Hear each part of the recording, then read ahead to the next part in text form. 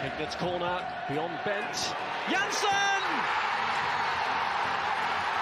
And Blackburn Rovers are 18 minutes away from a Premiership return. As far as Stewart, just outside the penalty area, clips it central for David Dunn. David Dunn equalises! It just had to be. Dack's corner and it goes. Glad towards goal! And Rovers have taken the lead! And Charlie Mulgrew has scored his 14th of the season. It may well be the goal that sends Rovers back into the championship.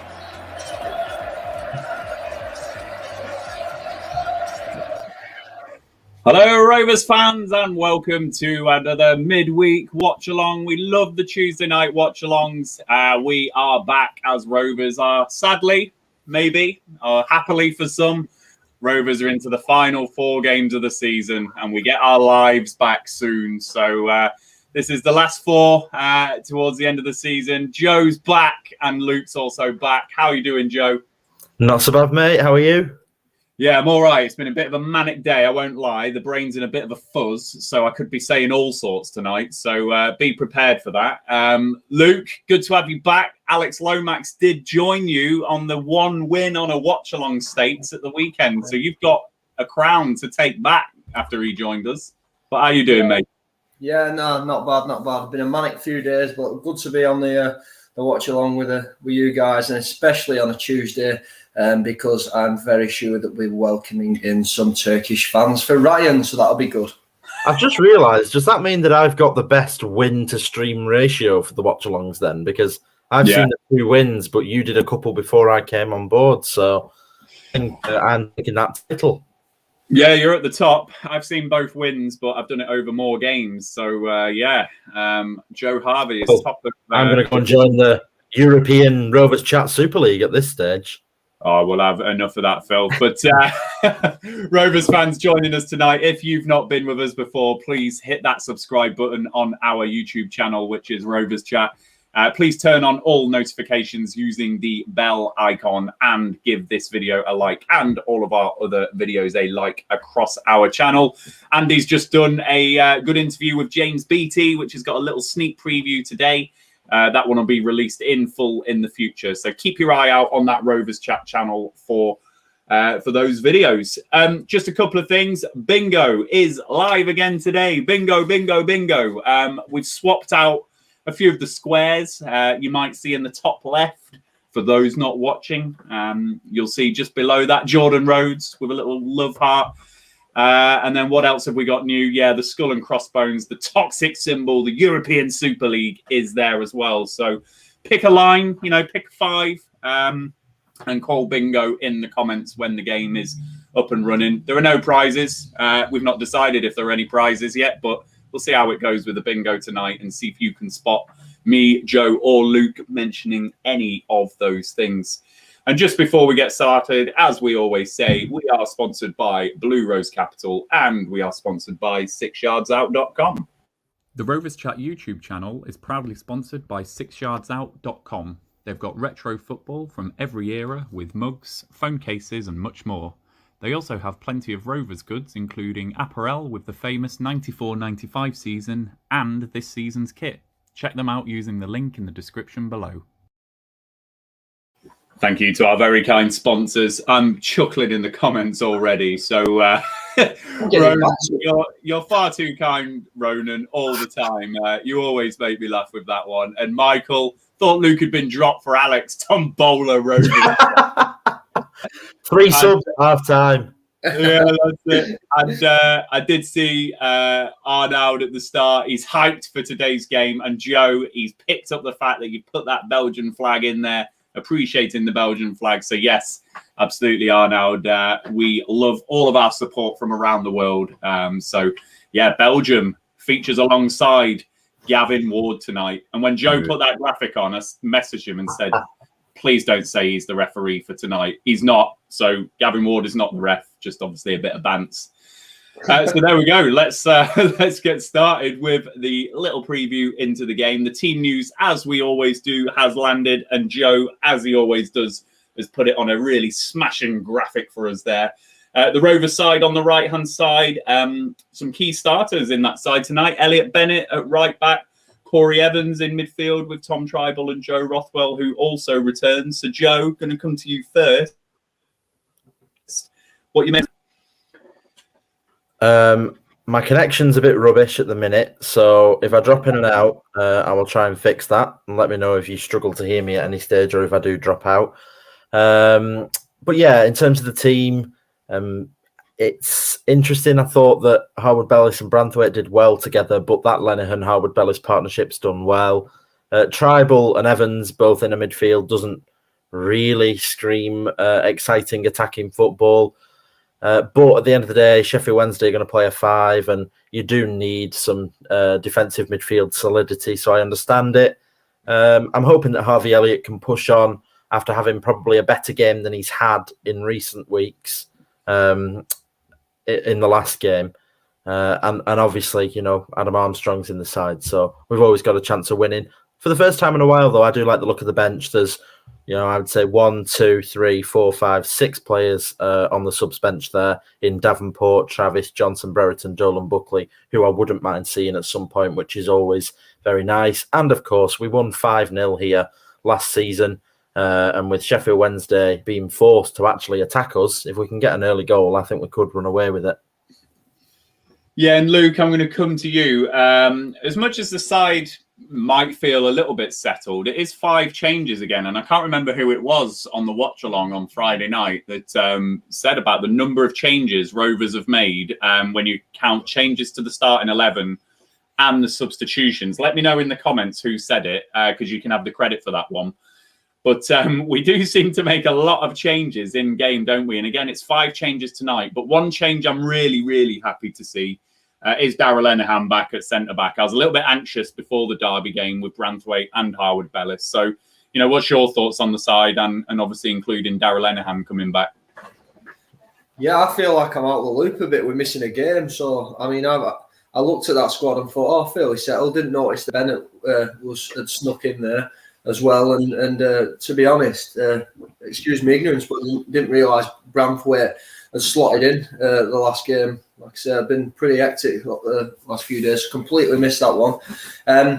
But to be fair, like you say, we do make a lot of changes. So it's just one of them. It is. We joke about it, but it is the Tony Tombola. Really, it's what 11 is it going to be this week? And certainly the in-game changes are the big worry. We spoke quite in depth about the 5 changes when that come about and how, you know, shocking it were at the time when they were made. But I've got to agree with Joe as well. It's not the most dynamic midfield. Hopefully, Trybull and Evans just allow Rothwell to have a little bit of freedom, and hopefully that's what benefits us today, because Barry Bannon's a decent footballer in their midfield, very experienced as well. So to have some experienced heads in there, particularly with Evans, I think that'll suit as well. And like Joe says, get a goal against these today. They're a pretty poor side, so I'd expect us to go out and be quite fluid with the goals. But just on the screen there, as we look at it, sort of speaking about fluid with the goals, it's our very own Jordan Rhodes. So they have got, you know, attacking threats there, but we should have enough tonight. Yeah, we should. And that point that you raised about the goal, Luke, when I did on the other side last night with Dan, he mentioned that Sheffield Wednesday are a side that when they go behind, they also don't like going behind and don't usually come back. So Rovers are obviously a side that until Friday night were also that type of side. So feels like the first goal might be a bit crucial tonight. I'm just going to pick up some of the comments that we've had on the side. So Alexander Haven, surely a tough game tonight. It's going to be all or nothing for Sheffield Wednesday. Yeah, certainly that Wednesday side, Alexander, that is the type of game I'm expecting from them. It's last chance saloon with the gap that they've got to Derby, obviously just outside the relegation zone. So really they've got to be coming at Rovers tonight, which may prove for a bit of an open game. Michael, absolutely, first and foremost, get well soon, Darren Moore, who's obviously suffering with pneumonia at the moment post COVID-19. So I hope he gets well soon, because, you know, no one needs to go through that. And yeah, that could have affected their preparations, absolutely. And then there was just another comment about John Buckley, which there we go. Jay Metcalf said it. Sorry. Don't understand why we aren't starting Buckley. So Joe, I'm going to come to you on this because obviously you're a big advocate of our academy and you follow it in some great detail. We've spoken about all these changes and somehow John Buckley still doesn't make the side. So are you disappointed in that? Well, I think we found out a couple of weeks ago that it was going to be 6 more points until those players got involved. We got 3 of them last time out. If we get 3 of them today, I'm expecting those last 3 games to feature those youth players. So it doesn't shock me that these players aren't in the side or even in the squad tonight. In the case of other mentioned players in the comments like Pike, they'll probably come into it in the last 3, I would imagine, if we can get a win. Obviously tonight, Preston have got Derby. So if Preston and Rovers win, then, there's really nothing to worry about. So let's just wait and see. But I would expect at least before the end of the season, a couple of games, 3 games, we will see some of them. And Luke, before I come to you, just want to thank FM. Very kind super chat as ever, FM. He's going 2-1 to Rovers tonight. Rhodes to score, but Armour and Gallagher to cancel that out. I'm not going to complain at that. I still have a bit of a man crush on Jordan Rhodes. Big part of my Rovers supporting career. So I don't mind Jordan Rhodes scoring if Rovers are going to win. It couldn't happen to a nicer guy, really, could it? Luke, what type of game are you expecting? Because I just don't know how Rovers are going to play in these final 4 games because it felt like finally a real big push over the line for Rovers on Friday. And I was really pumped up for that game on Friday night. And I said it was a really, really important one for us.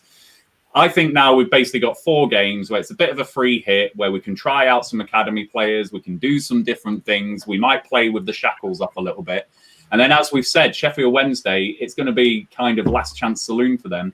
So you're expecting a really open game tonight, just where both sides are maybe going to go at each other? Or as much as I will say this tongue-in-cheek, given the recent form we've been in, will Rovers be on the beach a little bit and it might be a bit of a slow-paced affair? I think we will be on the beach, but I think that'll be actually a good thing for Rovers. I think on the beach is a quite exciting, maybe Samba Beach football for our boys. Maybe we won't be so cagey, so much like a not negative really, but just not really that positive and not that attacking. We haven't seen that. That's what we've seen. We've seen a very flat, sideways possession keeping, that sort of football recently. So I feel today, like you said, pressure's off. I think Sheffield Wednesday are going to have to go for it. A draw's not going to do for them. I just saw the table then. They really need 4 wins from 4 to even put any pressure on as soon as teams around them start picking points up. So they're going to have to really go for it today, and I think that's going to suit us. A wide open game. We're not going to have to try and break down the channels as such. You're not going to have to try and pass through Sheffield Wednesday. I think space is going to open up, and that's going to suit particularly Elliott and Armstrong up there, and certainly Rothwell running into them channels. So for me today, I think, as Joe said, I think we could get that early goal. I think we can run riot today, to be honest. Yeah, I'm looking forward for a shackles off Rovers type performance, and I think that Evans tribal selection is quite interesting actually. If they can just sit there, and Evans does have a bit of a press in him as well. If that could just open up some space for Joe Rothwell to play with a bit of freedom, I'm really excited to see that tonight. And Rothwell obviously got that goal at Ewood Park against them on Boxing Day, so he's got some history there with Sheffield Wednesday, absolutely. Sorry, Ryan. Sorry, carry on. Can I just quickly answer this one from Michael? Yeah.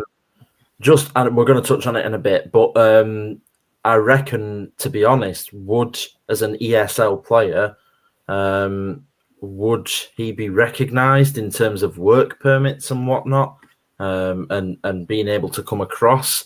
I don't know if loan players is even going to be plausible out of those teams if they do go, because they're going to ban them from playing in Premier League EFL football. So that'd be interesting to see. Yeah, it's a great point.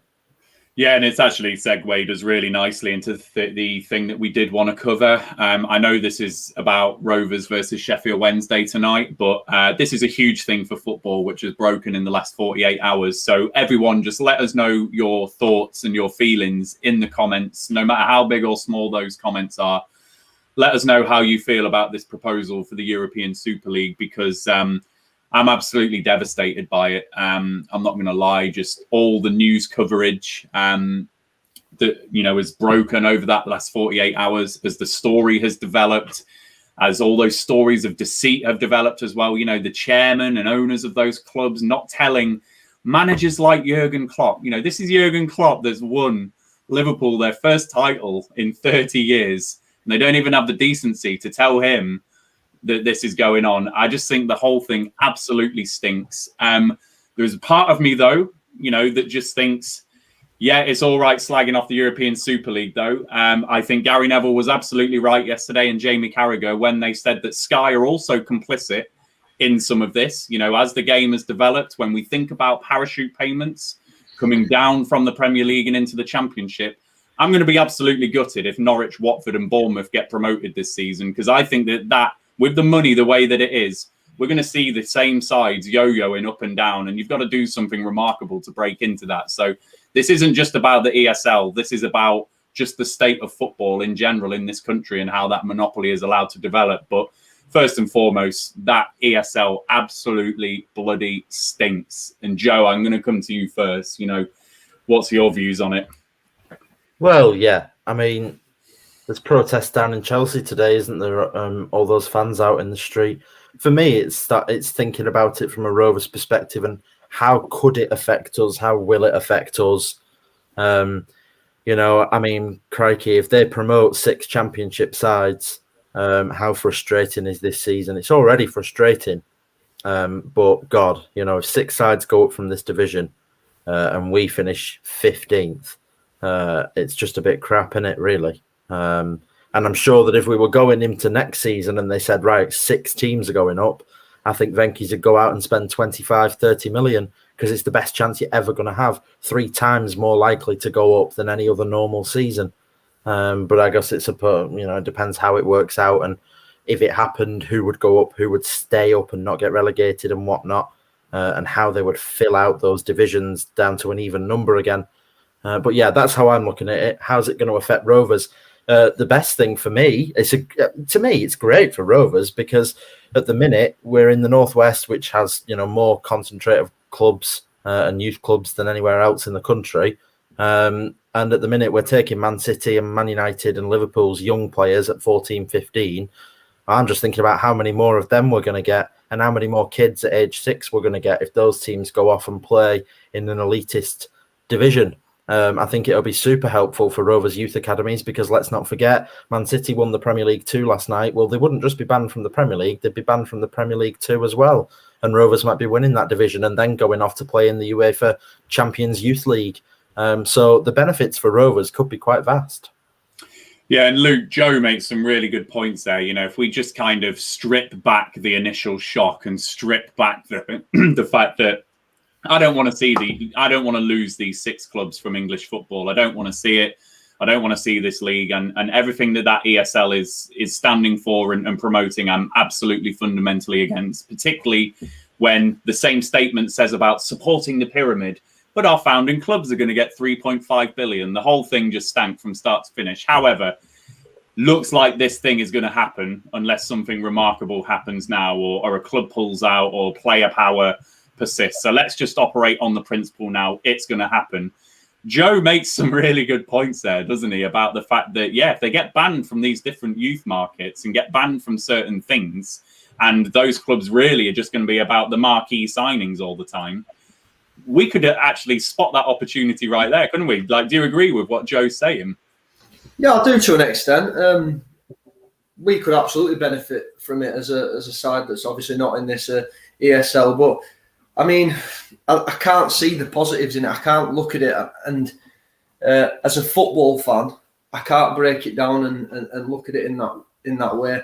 What Joe's saying is absolutely right, but the football fan in me just takes over. And I think for me, to see the greed of of these people, and like you say, the deceit to actually some of the things that are coming out since, and seeing.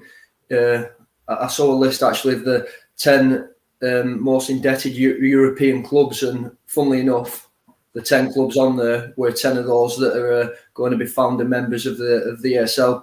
For me, founder members, I'm thinking of Blackburn, I'm thinking of Burnley, I'm thinking of Derby, I'm thinking of those clubs that made football what it is today, the game that we love. And what hurts me, when you talk about football fans and you talk about football clubs, we talk about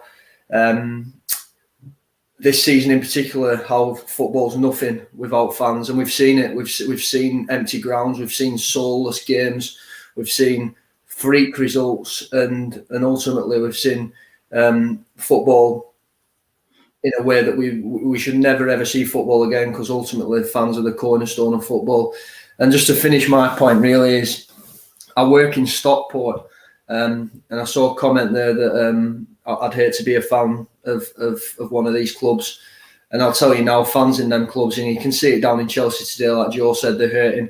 I work with United fans, I work with City fans, and I saw the face of a Man United fan today when he read that it's been spoken from one of the leaders of the ESL. I'm not quite sure who made the quote, but someone said that we'll lose legacy fans in this move, but we'll gain new fans. Legacy fans, I mean, what a kick in the teeth to someone that's been supporting Man United and had a season ticket for 30, 40 years. It's crippling. Football's our blood, football's our soul, football gets us up in the morning. Football has us Just breaking news on this, sorry, by the way. Chelsea have prepared documents to withdraw. Good. I mean, I didn't think it would be them. I thought it'd be someone else, but fair play to them if they're doing that. And I think that's what they're seeing now. I think really the English clubs have completely had the wool pulled over their eyes, and they've almost been suckered in with money, and almost the romanticism of it, because ultimately what this is, it's a league that's been brought about for the likes of Real Madrid, for the likes of Florentino Perez and Barcelona, etc., because their league's just not quite the Premier League, and without the Premier League brand, they'll never have this European Super League that they want. And what the English clubs have done have just fell right into place and really embarrassed us all as football fans in England. They absolutely have, and I think it's no coincidence who's chairing this whole thing. That Florentino Perez and the links that he's got to Real Madrid and everything like that. And I think the English clubs involved are absolutely naive if they think they're going to join a European Super League and they're going to be at the front of the queue for all these marquee players. If you're Mbappe or someone like that, and Real Madrid and Barcelona are paying the wages, you go in there first. They're not going to Man City. They're not going to Chelsea. They're not going to Tottenham. They're not going to Arsenal. So actually, these clubs would become small fry in that big pond anyway. So you're right. Absolutely had the wool pulled over their eyes. And fair play to Chelsea if they have done that. And I think I'm going to end the conversation on the ESL, because our game is about to start soon. But Leap Year Man sums it up really nicely there. Never been more proud to support Rovers. Absolutely leap year, man. Neither have I. And Luke made a really fair point. I really feel sorry for those fans, those regular season ticket holders at those 6 clubs, those people that have invested all of their own time and money into supporting their team. These 6 club owners have essentially gone, thank you for your season ticket money. Thank you for spending money on shirts. Thank you for paying for an overpriced burger on a Saturday. Don't mean anything anymore, because we're going to go and milk our money over there, and just lobbing that loyalty back in people's faces just really stings. So, hopefully Chelsea are the first of the whole pack of cards falling down now, and we can just forget this whole sorry affair. So that's all we'll say. Thank you all for just putting your comments in the comments box there. Loads and loads of strong opinion against that, understandably. So let's hope that this thing stops well and truly.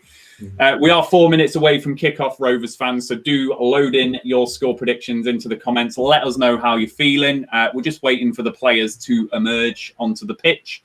Luke, I'm going to start with you. What's your score prediction for tonight? I like how you said 4 tonight, Ryan. I'm going to go 4.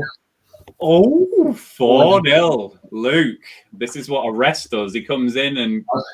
I know, and all this abuse that I'm getting, we need to remember that up to Saturday, Alex Lomax had no wins either, Friday night even. You know, come on. You need to remember this. We're all the bad luck charms now. Don't put it on Kimberly. I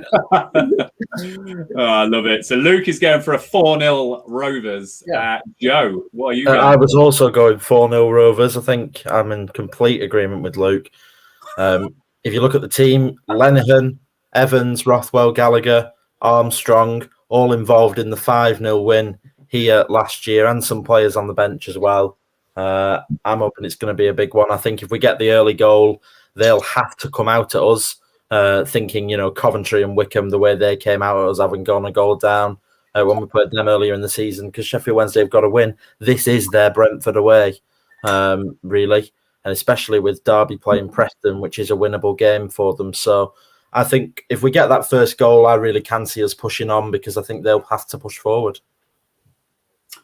So 2 4-0s. I'm going to feel bad now for saying this. I think Rovers will win. I said 2-2 on the other side last night, but now I've seen the side and thought about it a bit. Every week. Every week. I've seen the side. I've seen the side. Bennett's in, so I've seen it now, and I'm changing to win. What? I'm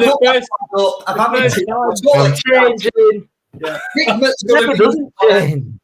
Hickman's in the comments. Oh, steady. The first time I think about the bloody games on the other side, I put myself on the spot. So no, I've thought about it a bit. 3-1 Rovers. I'm saying. I don't feel it. Goals, but no, one of them's going to be an own goal. Yeah, go on then. We'll say own goal then. 3-1 Rovers, own goal. The Spirits were telling you 4 goals and one were Sheffield Wednesday.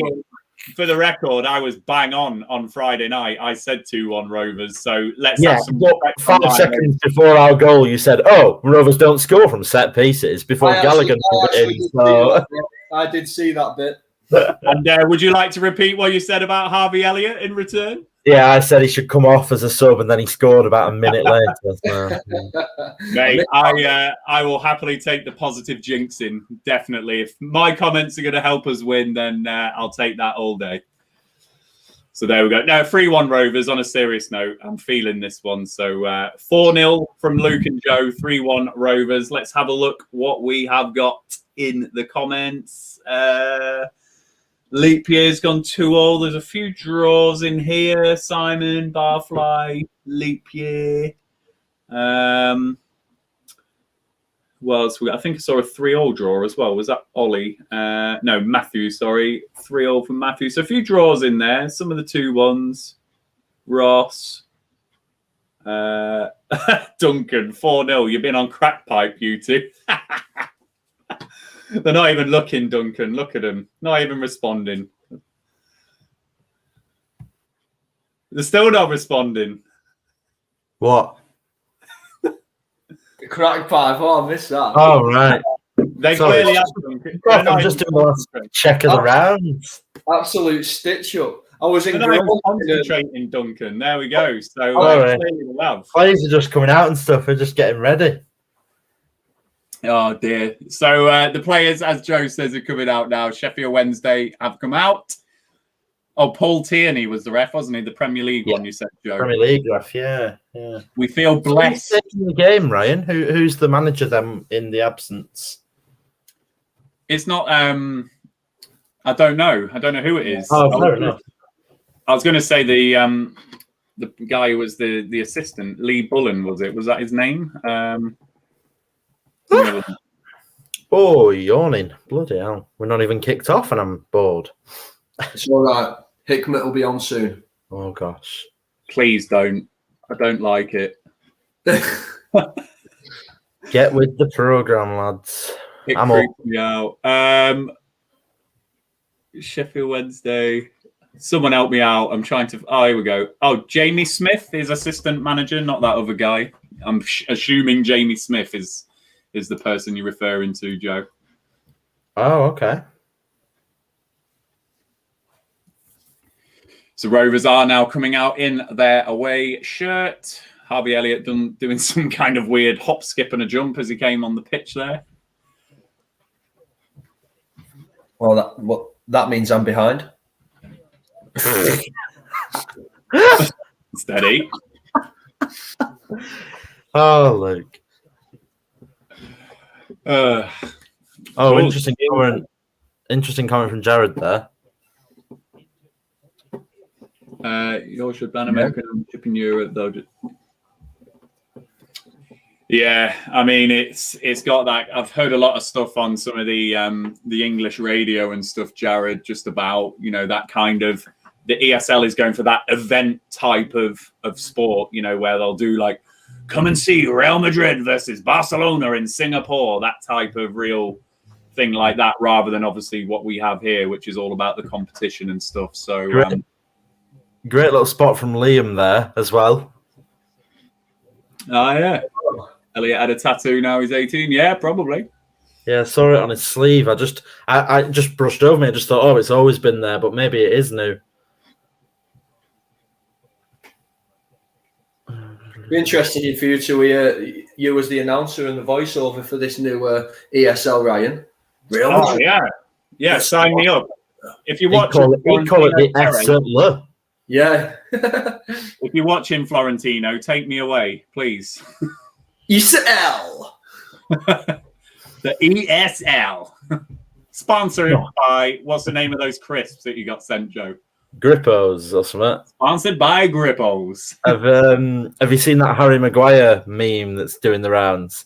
Because there was rumors that Disney would stream the games, and it's him doing like the Disney thing, and he goes, "I'm Harry Maguire, and this is the Disney Channel." Oh God. Right, let's sync up when we get to 30 seconds, I think. 25, 26, 27, 28, 29, 30. You crack on, lads. I'll catch you up. Okay. I'll do it. We'll pause at a minute. Should we do that? Yeah, we'll pause it a minute. You nearly there, Luke? Not even. Go a minute and a half. We're going to pause on a minute and a half then. So we are a minute to get into the game, Rovers fans. It was a long ball hit forward, and Barry Douglas has caught someone in the face there, but no free kick given. It's back with Westwood now. 5, 1 minute 6, 1 minute 7. I think Where I'm are back. you up to, Ryan? Where I'm are you? starting to- Right. Well, we'll pause on 1:30. Luke, where are you up to? 1:14, 1:15, Right. 1:16, 1:17. Have you pressed live? That seems quite behind. Have you done live? Yeah, I don't know what it's playing at. Let's try one more time. Right. I'm paused at 1:30. Oh, 2 minutes. Sorry, everyone. Luke's back. We're pausing at 2 minutes then. Go live again and pause at 2. No problems. Luke's causing chaos. But he's back. He is- Whoa! Oh! Corey Evans was nearly in on goal there. Corey Evans. I've got nothing on my screen. Oh! Right, I'm pausing at 2 minutes. Now. Yeah. Paused. Where's Luke Kimberley up to? He's not even got a screen on, lads. Oh, Right, go live again, Joe. He can catch up with us. We'll just have to play. Right, They are breaking now. They're coming into the box. It's a cross straight into Kaminski's arms. So that was good play. Was that Kadeem Harris, was it? I can't tell. I think it was Yeah, it was Kadeem Harris who got down the left-hand side and just crossed that ball just along the 6-yard line area, really, and it just went straight into Kaminski's arms. Right, it says I'm live now. 2:43, 2:44, 2:45. Pause it on 3 minutes and I'll let you know. I will in a sec, but Rovers are in on goal. In the box, Harvey Elliott. Chance! Oh! Still alive, still alive. Oh! Shot from Tribal. Tom Tribal! Could be a corner. It's a corner ball for Rovers. Right, we're paused on 3:10. Oh no, there's an advert. Highlight. For Rovers. We're having absolute carnage. So Harvey Elliott had got into the box down the right-hand side, and the ball eventually came out for Tom Tribal, who hit a low kind of side-footed shot from about 25 yards. Good save from Westwood, and it's gone out for a corner. Go on. Chance. Oh, Two men missed it. Chance.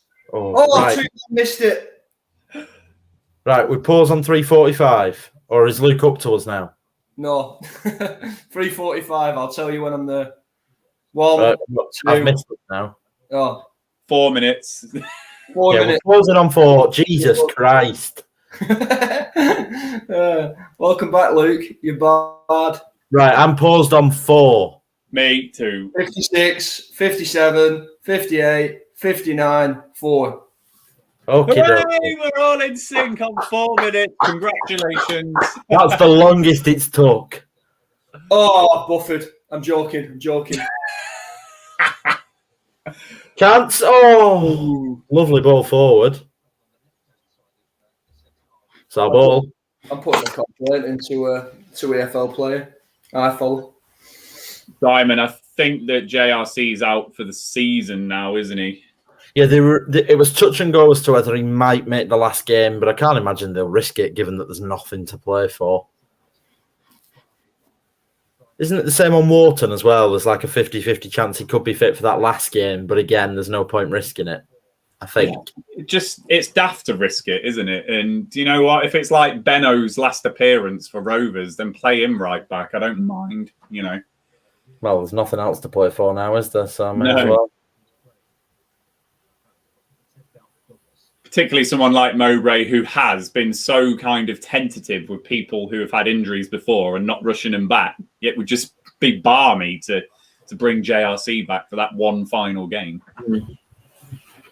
Oh, 𝒒𝐿𝐄𝐄𝐕, the pack of cards is falling down. City now reportedly pulling out of the Super League. Come on. I still think there should be a sanction, though. I still think there should be an whether it's a points deduction or an FFP thing or something, just for even entertaining it. You can pull out now all you want, but you still entertained it like a dick, in my opinion. Yeah, you can't. If there'd have been no backlash, they'd have just gone and if they'd have got away with it, they'd have happily got away with it and made a lot of money out of it. So, yeah, like you said, Joe, bang on, bang to rights.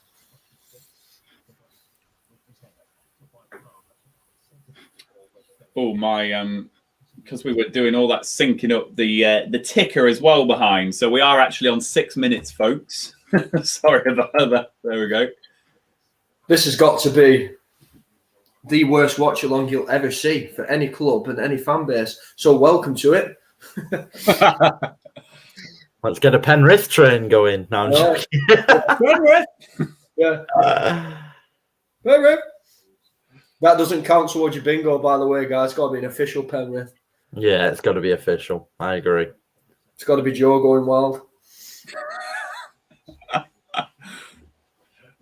We haven't seen Joe's friend recently, have we? That �Wconservative guy. Shut up. I don't know how he snuck. I'd love it if it turned out Luke was Hickmet. Oh no, I wish I was Hickmet. I ain't got a hot tub. If Luke was him and found that photo of someone, that would just be incredible. Oh my God. Hickmet. I miss Hickmet. And yeah, Leap Year man, agree. There has to be a deterrent because this conversation is just going to keep happening. If they've got that opinion of themselves that they are the biggest clubs, therefore they deserve the most money, then it's just going to keep surfacing in conversations. The thing is, as well, it were Chelsea and Man City were late to the party. It were actually the American owners of Man United that first drew this thing up. So I think they've just got sort of railroaded into it on the fact of if they're going to leave and earn all this money, then we're going to do it as well. So they've done the right thing in the end. Yeah. Yeah, I love it. I still think United. You'll have to tell me who Jack Holden is, and I don't know what you're on about there, but tell us the story, tell us the tale. Who's that, and what's all that about? What's that? Sorry, Jack Holden. Nice. I love Rovers chat. It's like listening to Jack Holden back in the 80s. Yeah, is that good or a bad thing, Steve? I imagine it was carnage and I couldn't sync up.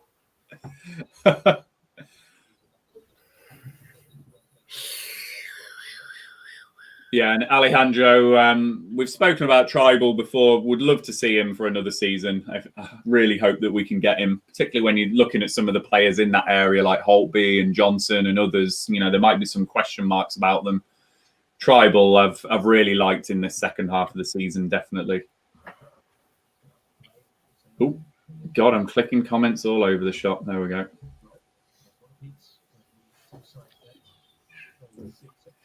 So we're coming up to the 10-minute mark now. No chances, really. Just that Tom 𝒉𝒏l effort from the 25-yard mark that was tipped around the post by Kieran Westwood.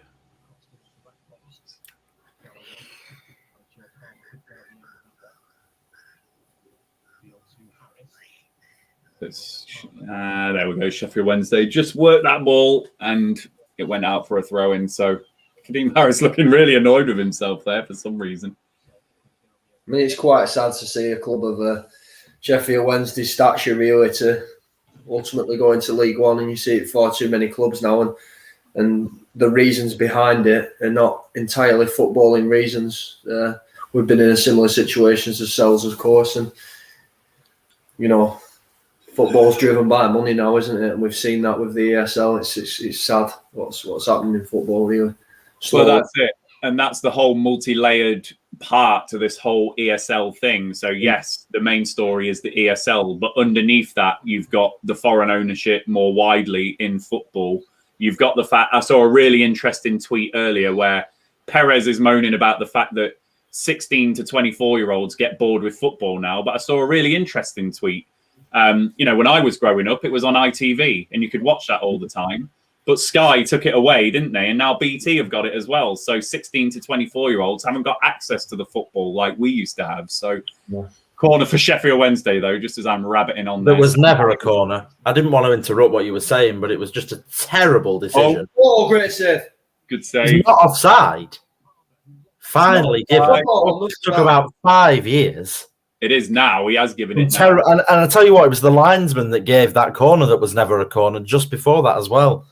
And Stephen, no, I'm being delivered me tea at half time because I just couldn't face eating so early. I just wasn't hungry. So, what's for tea, Joe? Sorry? What's for tea? Bit Tex-Mexy, salad, feta cheese, chicken strips, just all the bits thrown together. Summer food, picky bits.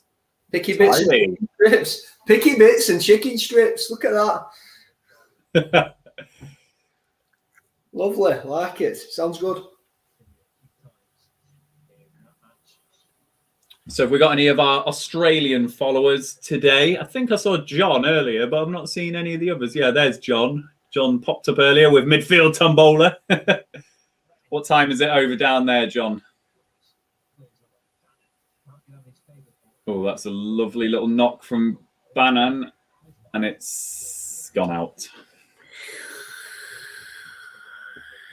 There we go. Steve. Jack Holden was the old BBC Radio Blackburn commentator in the 70s and 80s. Jack never knew what was going on. It was like... Quite a few comments about him. He's obviously well known to people who were around back then.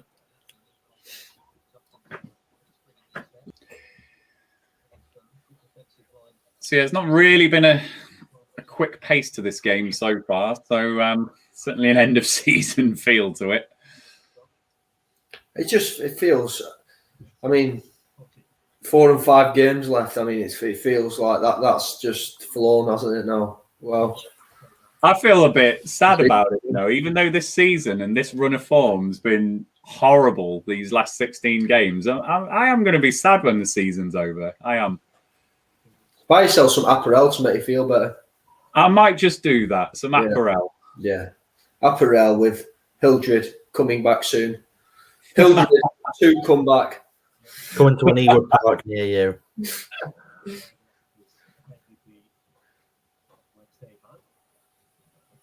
Well, there's going to be a book in there. It's a free kick for Sheffield Wednesday in their own half here. Hildred for Hickmott. Seriously. He's got to come in. He's got to come in tonight. I'm being bullied online, live on the internet. Somebody help me out. Gillian, Jill, please help me. Who do you want to help you? Jill, your mum. All right. Calling on somebody else's mum. Yeah, that's the thing to do. I need a responsible adult.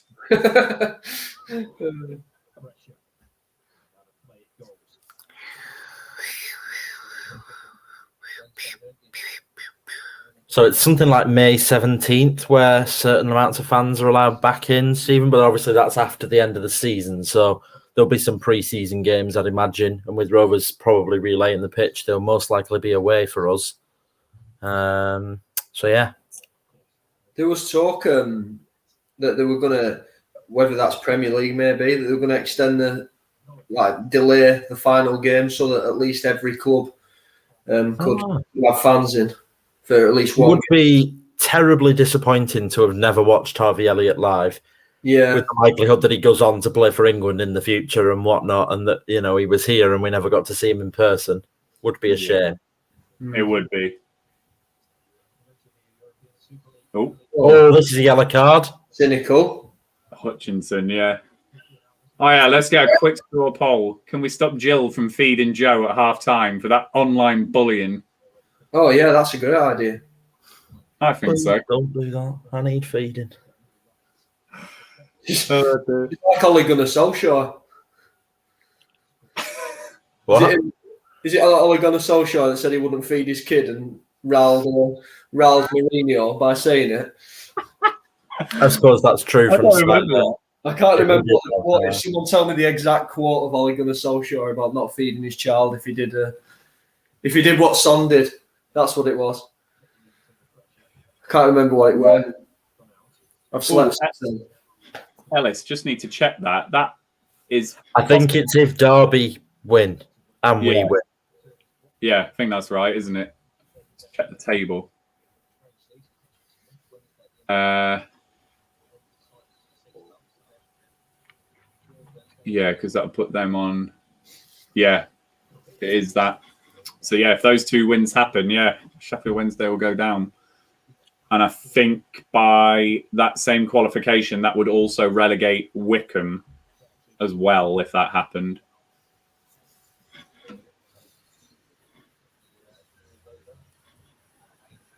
Just had some word from a Chelsea fan on the new stance, and he's said that's a bit of pride restored. He's done fan channels and things for years, and he said wouldn't have been able to follow that 51 years of being a fan binned. Oh, it's just sickening. Oh, chance there, straight into Kaminski's arms. Harris again. Kadeem Harris is lively in this game for them off that right-hand side. It's a bit of nothing though, isn't it? It's a halfer. Yeah, it's a left-footed shot from just on the edge of the 18-yard line, straight into Kaminski's arms. It's an easy save. Oh, there you go. Apparently Preston are winning at the minute, so as things stand, Wednesday wouldn't go down if Preston win. But I think they're going down anyway if they don't win today. And Simon, just saying, I was talking about Barnsley very early on in the season, and look what happened. That's old news.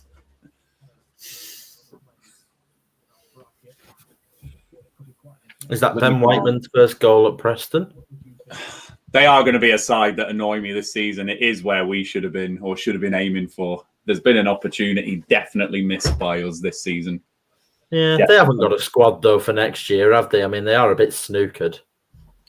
They've got about 12 bloody players left in the coach situation, and they've let so many big players go for not much, and they haven't got an under-23s. I'd rather finish 15th with our setup than be where Preston are, in my opinion. Well, it's a really crucial summer for us. I was saying this to Dan the other day that I never feel like we build on a season. It's like we fall off a cliff or start again or whatever. You know, that really good season that we had 14-15 just seemed to fall off a cliff again. It'd just be nice just to feel like we're slowly building towards something. But I don't know, Joe. I just think the state of the contracts and a lot of the stuff. This is a chance. Here we go. Big Come chance. on. Harvey Elliott. Oh, look at Come on. What's that? Sam Gallagher, that would be some money from you, Jared, I believe. I'm sorry, but Adam Armstrong's on 22 goals this season. Harvey Elliott's just scored at the weekend. Surely one of them's got to put the ball in the net there. Why on earth are we laying it back to the edge of the box for a striker who's got 5 goals this season? When was the last time you've seen Adam Armstrong do that in that position? It's bizarre. Baffling. Absolutely baffling. Why has he not just buried that? Big chance there for Rovers, as Joe says. So it was a really fast-paced move from Rovers. Elliott through to Armstrong on the overlap, pulled it back to about the 10-yard area in the box, and Sam Gallagher, complete mishit. Real shame, because it was a good move from Rovers. But as Joe says, I think Elliott was probably the one who I thought might have got his shot away with the left foot. I think it was just too tight for Armstrong. But yeah, big chance. I think if we go 1-0 up there, it's game over, because they'd be forced to come out at us. We really need this first goal. But we look good. They're struggling. When Elliott gets the ball, they're really panicking. Yeah. Just seem to have found a few spaces in these last few minutes, so it's nice to see. Yeah, and I'd say Rothwell, when he's getting on the ball, looks really comfortable. Nice from Tribal there as well. Gorgeous football. Yeah, a little touch. Really calm in possession. That's the Tom Tribal, I would say, absolutely deserves a contract for next year. Yeah. I mean, I know they're slightly different players, but if I had the choice between Holtby and Tribal at this stage, I'd be taking Tribal. Yeah. And you've got to look at the financial aspect of that as well. Yeah, it's got to come into play. Yeah, well, and I mean, Norwich's situation, you'd get Tom Tribal for free or for a very nominal fee if you wanted him. So it's just about whether his wage is affordable, really. But yeah, I think if he can play like that, even 2 out of every 3 games, I'd like to keep him. Yeah. Simon, would anyone else like to see Derby go down this season? I don't know. I think I'm not a huge fan of Derby. They've been a bit of a bogey team for us away from home. I'd never come out and directly say I'd want a team to go down, but yeah, Derby they can't have any complaints. Fans do irritate me a little bit. They can't have any complaints, and I think Derby fans know that as well, don't they? It's a situation all of their own creation. Yeah. If they were to get relegated, they wouldn't be sat there feeling unlucky or feeling like gorgeous ball from Tribal. Sorry. No, sorry, they would absolutely deserve to go down. So, yeah, difficult one to answer that, Simon, but it would be deserved if they do, absolutely. Tribal's just played a lovely ball through the lines for Corey Evans. Great pass. Really nice, that. Probably the best he's looked for us in a long time. It's like Ryan at Rovers chat now. He's had an haircut. Oh, that's a great ball. What a ball. Oh. Surely you wrap your leg the other way and put that into the box rather than away from it. I don't understand that. He's for a guy that's got 22 goals, he makes the most questionable decisions in the box, Adam Armstrong. He baffles me. He could have 40 goals this year if he just made some normal decisions every now and again. Rovers fans in the comments, we will be bringing Joey's baffle to the bingo card on Saturday. Joey's not here on Saturday. I know, yeah, I was just going to say, I'm not even here. Yeah, I know. I remembered that after I made it. Such a great one line. Got to say, that is a lovely announcer voice there, Luke. Really like that. Yeah. 7:32 Northern Service to Luke can do the Blue Rose Capital announcement next season. They're a client now. You can bugger off. I'll be doing 8.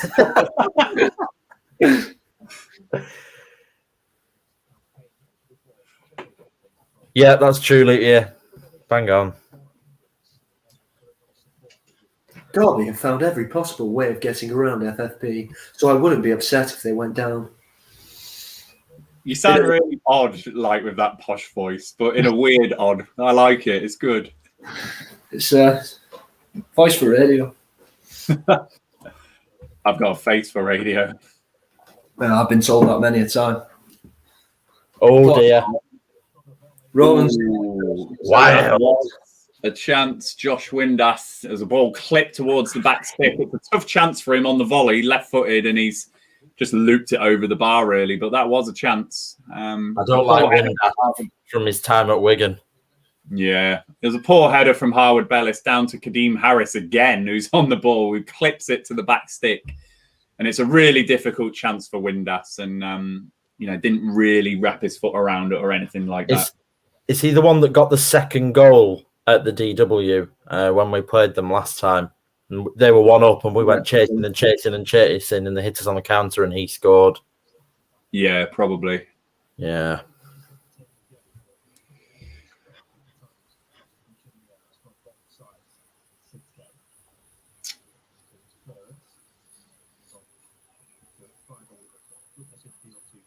Ooh. Here we go. Gallagher's nice. Yeah, good play. Back for Rothwell now, and we've switched it out to Benno. Go on, Benno. Well done. No. Oh, lovely. Well recovered. You see the panic in the Sheffield Wednesday defenders whenever Rothwell or Elliott get the ball. Yeah. I mean... Oh, that's nearly gorgeous turn there. In terms of Joe Rothwell, obviously they're going to be absolutely thinking about that Boxing Day game, aren't they? And what he can do if you give him the chance. So not surprised by that in the slightest. Yeah, Chris, Evans and Tribal are being quite creative, actually. I don't understand that one from Jack Southern. I don't think they've been backwards and sideways at all. I don't think we've played backwards or sideways once in this game so far. Must be watching a different one to me. Oh. I don't know about you two, but I don't think I've seen Tribal pass backwards yet. I think he's looked great. Passing forward. Really good. Cody Evans. There's a forward pass from Evans there.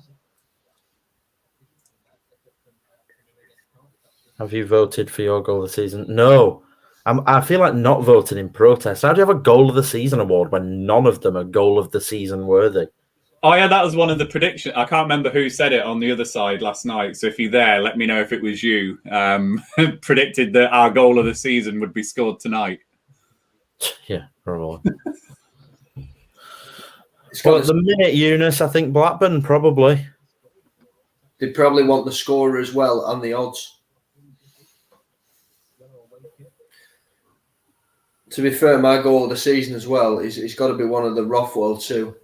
The Brentford one, and then what's it again? Sheffield Wednesday, the other one. Yeah, on Boxing Day. Yeah, one of those two for me.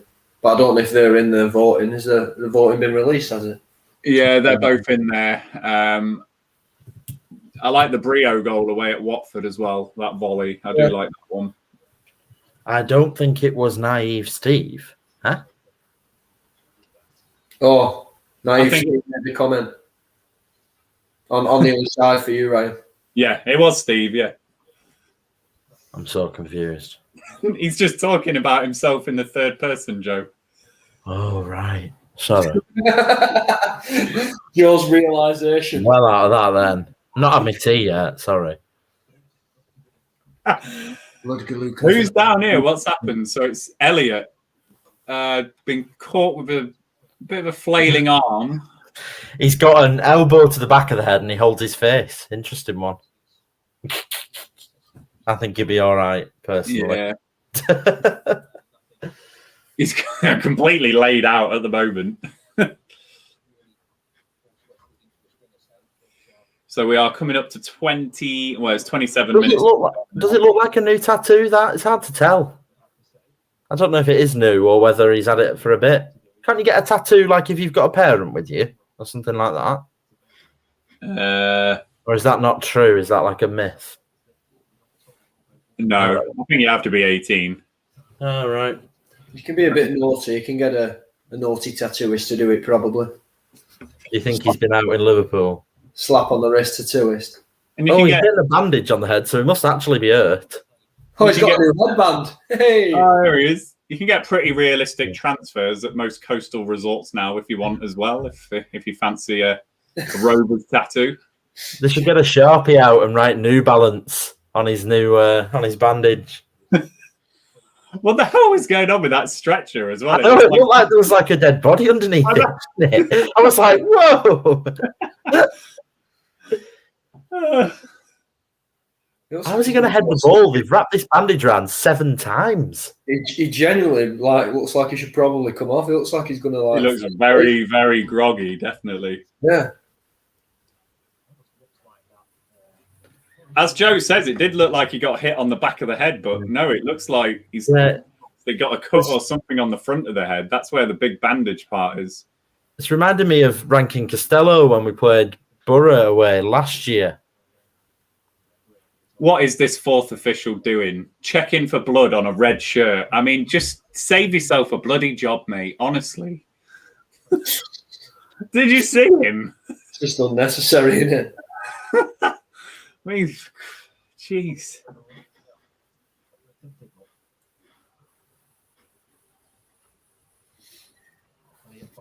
Jeez. How many fingers? Brilliant. Can you imagine? They're asking him questions to figure out if he's conscious. They're going, "What league do Liverpool play in?" He's going, "I don't know. I don't know." ESL. Right, get off.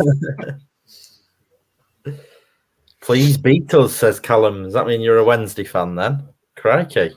You want to go down?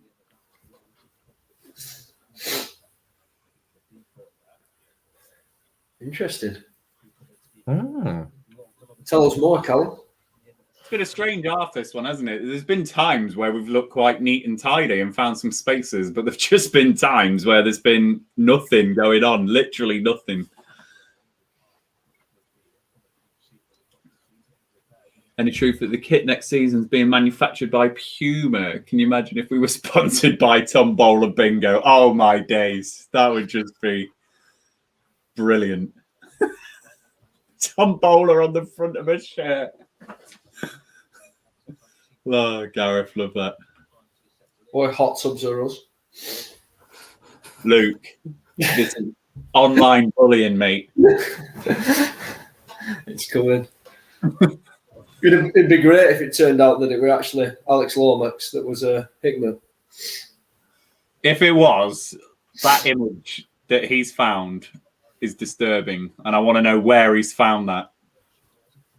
Oh, Andy Watson's comment. Brilliant. Oh, fantastic. Do it. Why didn't we already know this? Do it, Andy. I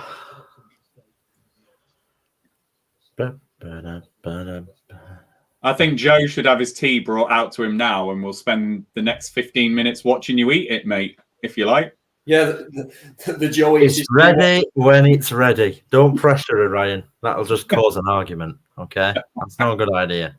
Pick and mix with chicken strips. Coming at you. Picky bits. Picky bits, that's it. Picky bits. You can't beat feta cheese on a salad. I've no spring onion left, unfortunately. Love a bit of spring onion, but it is what it is. Spring onion's a great shout. Sprinkled on there. Finishes off any dish quite nicely.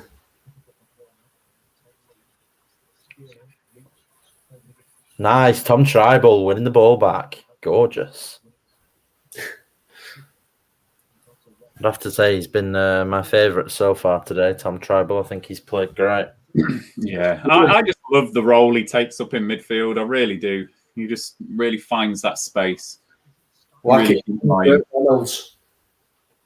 Hey? Stunning, like a young Burt Reynolds. Go on. Oh, stunning. Like a young Burt Reynolds. Nice from Douglas. Come on. Go on. Have a go. Chance, Elliott. Oh. Overhit the cross. Can Gallagher retrieve it? Yes, he can. Oh, well played. Get your cross in, Barry. That'll do. That's stand Oh, back. my God, he's here. Oh, Hickman gives a wave. Hickman gives a wave. Yes. Hickman, what do you think of Ryan's haircut? Right. I'm watching this game. No, Jared, she didn't because there's too much spice on her and she can't handle black pepper, let alone spicy crisps. Rovers free kick on the sedge. Yeah, really, really good position. This right on the corner of the box. Chance for probably Barry Douglas to float Is this this the one in. that's already been booked? It's Hutchinson, isn't it? Yeah. That's why he's down cradling his nose. So he's bloody lucky to not be off here with the second yellow. He's walking on thin ice now with a good, what? The Thin of 60 thin minutes ice. left. Nice. So you pulled that off so well, Luke. With that Lancashire accent. Go on, do it again. The thinnest of thin ice. Magnet and steel. Yeah. And they come together like Tony and Venus. Oh, just what a show. Like, I'm so disappointed it was only 6 episodes. Right, here we go. Oh, straight off the training. Oh, no. He's going to be offside. Come on, still alive. Ball. What a ball. Oh, Gallagher can't head a ball. Oh. Rothwell's won the throw. Well done. Venison, not much jerky's a thing here. We don't jerky much. Beef jerky is quite good. Well, it's not beef jerky. Biltong. We have biltong. That's the thing. South Africa still. Thomas, we are watching the game on iFollow on the Rovers site. Support your club, not illegal streams. Yeah. Joe's watching it in his bedroom. I'm watching it in my orangery. And Ryan's watching it in his garage. And yes, the humour in an orangery in Burnley isn't lost on him. Absolutely not. Oh dear. Naive Steve. He just doesn't. They just don't stop coming, do they? True. See, I thought it was on the red button, and I've been informed it isn't as well. Yeah, it is on the red button, isn't it? Yeah, I thought it was. Oh, I think it is. I think G on the red button. I think it is on the red button, but we've done iFollow because it's easier to think up because it's. I love how the BBC Wales joke is still going. Remember when that started? That started like what 2015 when we played one game against Newport in the cup, and it was on BBC Wales. And ever since, it was just impossible to watch, though, weren't it? As well, it was just it was quite funny. It was worse than listening to us three for 90 minutes. Was that Rhodes' last goal for Rovers? Might have been, maybe. Oh, lovely from Benno and Evans. Ball for Galley. Oh, their right back's quite fast, though. He's kept it, though. Oh, he's done well there, Gallagher. The marauding Gallagher. I tell you what, some fans won't like that move. Bennett and Evans linking up for a nice long ball through to Gallagher, who held it up well. Nobody will want to hear that, will they? Oh, a ball! What a ball, Harvey Elliott. It's a shocking cross, though. Bloody bullet header! Joe Rothwell. That was. Oh, brilliant inside pass from Harvey Elliott. Barry Douglas had broke into the box and he's picked Joe Rothwell out. He's quite far out with the header, but he gets a lot of power onto it with the diving header. And Westwood have to make a pretty decent save there. But that pass from Harvey Elliott, brilliant. Lovely news, Ross. Great news. Love to hear that. Brilliant. Yeah, Rick, this is why on these watch-alongs we don't use the red button because of exactly that, because it's slightly behind the iFollow. It's just easier for us to sync up and stuff. Oh, dear. 1-0. Oh, 1-0. Sheffield Wednesday. And it's Josh Windass. Chance out of nowhere, really. But it is 1-0 Sheffield Wednesday. It was deflected into the net, so Kaminsky had no chance, but it looks fairly... You're telling me Blackburn Rovers are shite. I tell you what, it's Kadeem Harris again. So it's a left foot crossing from Borner, I think it is, the left wing back. Kadeem Harris has done really well to take that ball in and lay it back for Josh Windass. And the shot is deflected from about 12 yards. But brilliant from Kadeem Harris there, the way he held that up. He's been all over for them. He's a good little player. Be interesting to see some of this squad could get broken up a little bit next season, and be interesting to see if Rovers go picking at all. Oh, Juve and Barca have gone as well. It's over.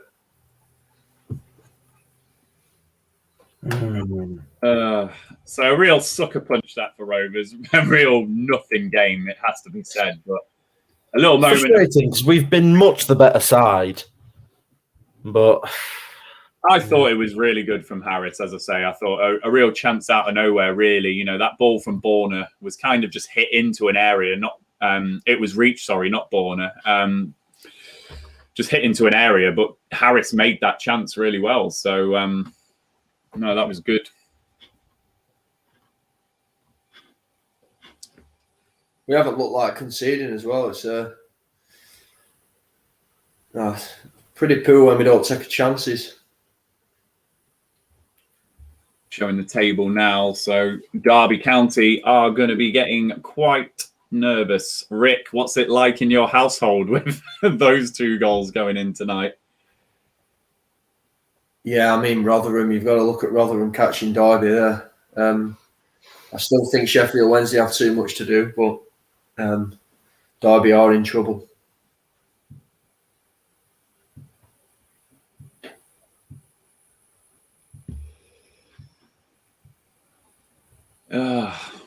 That's a bit of a dampener. Well, at least I didn't predict 4-0, Here we are. I don't think anyone predicted 4-0 tonight, did they? Luke, Joe? No? Yes, I did. Live and die by the sword. We'll score 4 goals and that one will get choked off due to it being I don't know. They'll find something. They always do. I told you should have got your tea brought up, Joe. We could have watched you eat, but no, you said no. How can I? Tea's ready when it's ready, Ryan. Yeah. Come on. Spirits are telling me we're all getting bullied tonight. Oh. No, it's not. 2-0. It should be. Great ball in. God, I can't recognise. Was that Tom Lees? I just don't recognise Sheffield Wednesday players for some reason. Was it Lees? I think it's a great ball in. You know, a real deep cross and arriving at the back stick on the volley, and it's just gone onto the roof of the net. Liam, it was Tom Lees. Yeah. Liam St Owens for me. I was on a different Super League there. Yeah, Luke was about to say Atletico Madrid. Yeah, I like Kieran Trippier, even though he's an ex-Burnley player. I don't. I'll tell you what, the different accents that you've provided tonight have been very entertaining. Sorry, pal. I can't believe you and Barca have gone as well. It's all going to Port here, Ryan. It's all going to Port. When did Charlie Mulgrew join us on the stream? Exactly. I'll put a bit of a higher pitch and go for a Lorna, and then that's Joe gone for the rest of the half. I know, yeah, I might have to go for a bit. Give me 20 minutes. To have his tea, of course. It's a family show. Of course. Oh dear. Andy, against the run of play again, they allowed themselves to get pulled out of position through midfield too easily. I thought it was a moment of quality from Sheffield Wednesday, Andy. I thought it was a well-worked goal. But yeah, it was loose in that area, wasn't it? Chelsea game kicking off late because they stopped the bus, didn't they, the fans, with their protest. I know. Petr Cech had to get off the bus and start pleading fans to move. Absolutely brilliant. Thanks very much for your comment, Thomas. Appreciate that, mate. We always love having an away fan on who's respectful and has a chat with us. That's good. It's good.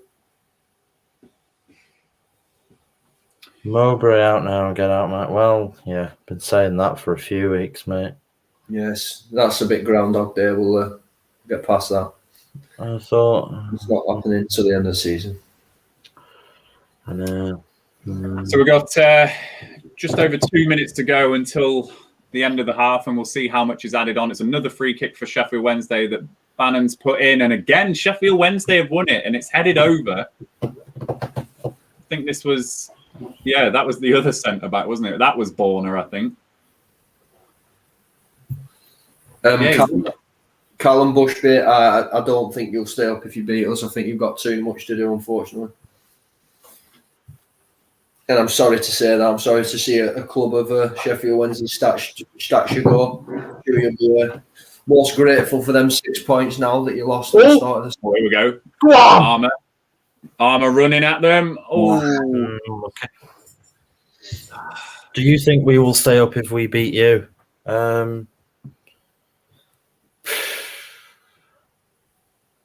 What do you reckon? No, yeah, they've got too much to do. It's a shame, but they are. They've got too much to do, and they're relying on results going their way as well. It's just a bit of a deadly combination, isn't it? We've been there though, mate. It's doable. Yeah. You can get back up easily enough if you recruit. And I think Darren Moore is the perfect manager for that job. And I just see so many similarities in the way that we went down compared to how Wednesday might go down. You know, just a manager like Darren Moore who can just rebuild that team spirit and get that dressing room again, maybe weed out some of the higher earners and really go again. I think the thing that goes against Wednesday, though, compared to us, we got really lucky as far as the wage cap goes in that division. I don't think we had it, did we, when we were down there? Whereas that's there now. And how might Wednesday go down, Ryan? Have you got a busy Wednesday? What have I got? No, I'm actually fairly light tomorrow, mate. I'm going to the office tomorrow, so that's going to be good. It's exciting. Yeah, really exciting. So, yeah, Wednesday will be good. Interesting to know if Thomas reckons, you know, who'll stay and who'll go if they do go down to League One. All those chance for Jordan Rhodes. Oh, it's Reach who strikes it. Kaminsky saves well. Blocked off the line by Lenihan. Should be 2-0 Wednesday. That should be 2-0. That really should be 2-0. Lummy Nora. A great save from Kaminsky and then a block on the line from Lenihan. So we'll just wait for the replay. There's going to be 2 minutes added on, which we've just gone into now. So big let off for Rovers there. Jesus. Yeah, that was not useful from Rovers. We're just waiting for the replay to see how that chance came about. But the first chance was a real rocket of a shot inside the box that Kaminsky had to save. And then on the rebound, he's got it on target, but Lenihan's got himself back on the line to clear it off the line. So not good. It was a good save, to be honest, that from Kaminsky. Yeah, great save. Because Adam Reach really does hit them. He did well to reach it. Oh, gosh. Oh, Luke. Tony, no, I don't have a coaching badge. Do you not? The drivel that comes out my mouth is just... I do. Yeah. The only badge I've got are the ones I earned as a Scout and Beaver. Brilliant. Brilliant. So you can do the European scouting then? You said that so fast, you nearly said Scouting Beaver. Well, maybe that is what I said, Luke. Very interesting. Here we go. So, yeah, it was... they're just showing the replay. Who knows what he got up to on his Duke of Edinburgh award? So it's Adam Reach, was it? So Reach had the first shot, and then number 18 or 8, Pelopousi had the follow-up. Pella what? Pelopousi. Pelopessi. I thought it was Pelopessi, to be honest. Pelopessi. Making it harder for yourself. Yeah, misread it. Pelopessi, yeah. I'm just looking at that now. He's got a horrible name, hasn't he? Pelopessi. I'm a huge fan of Thomas Lapper. He can come again. Funny and sexy. I'll take that.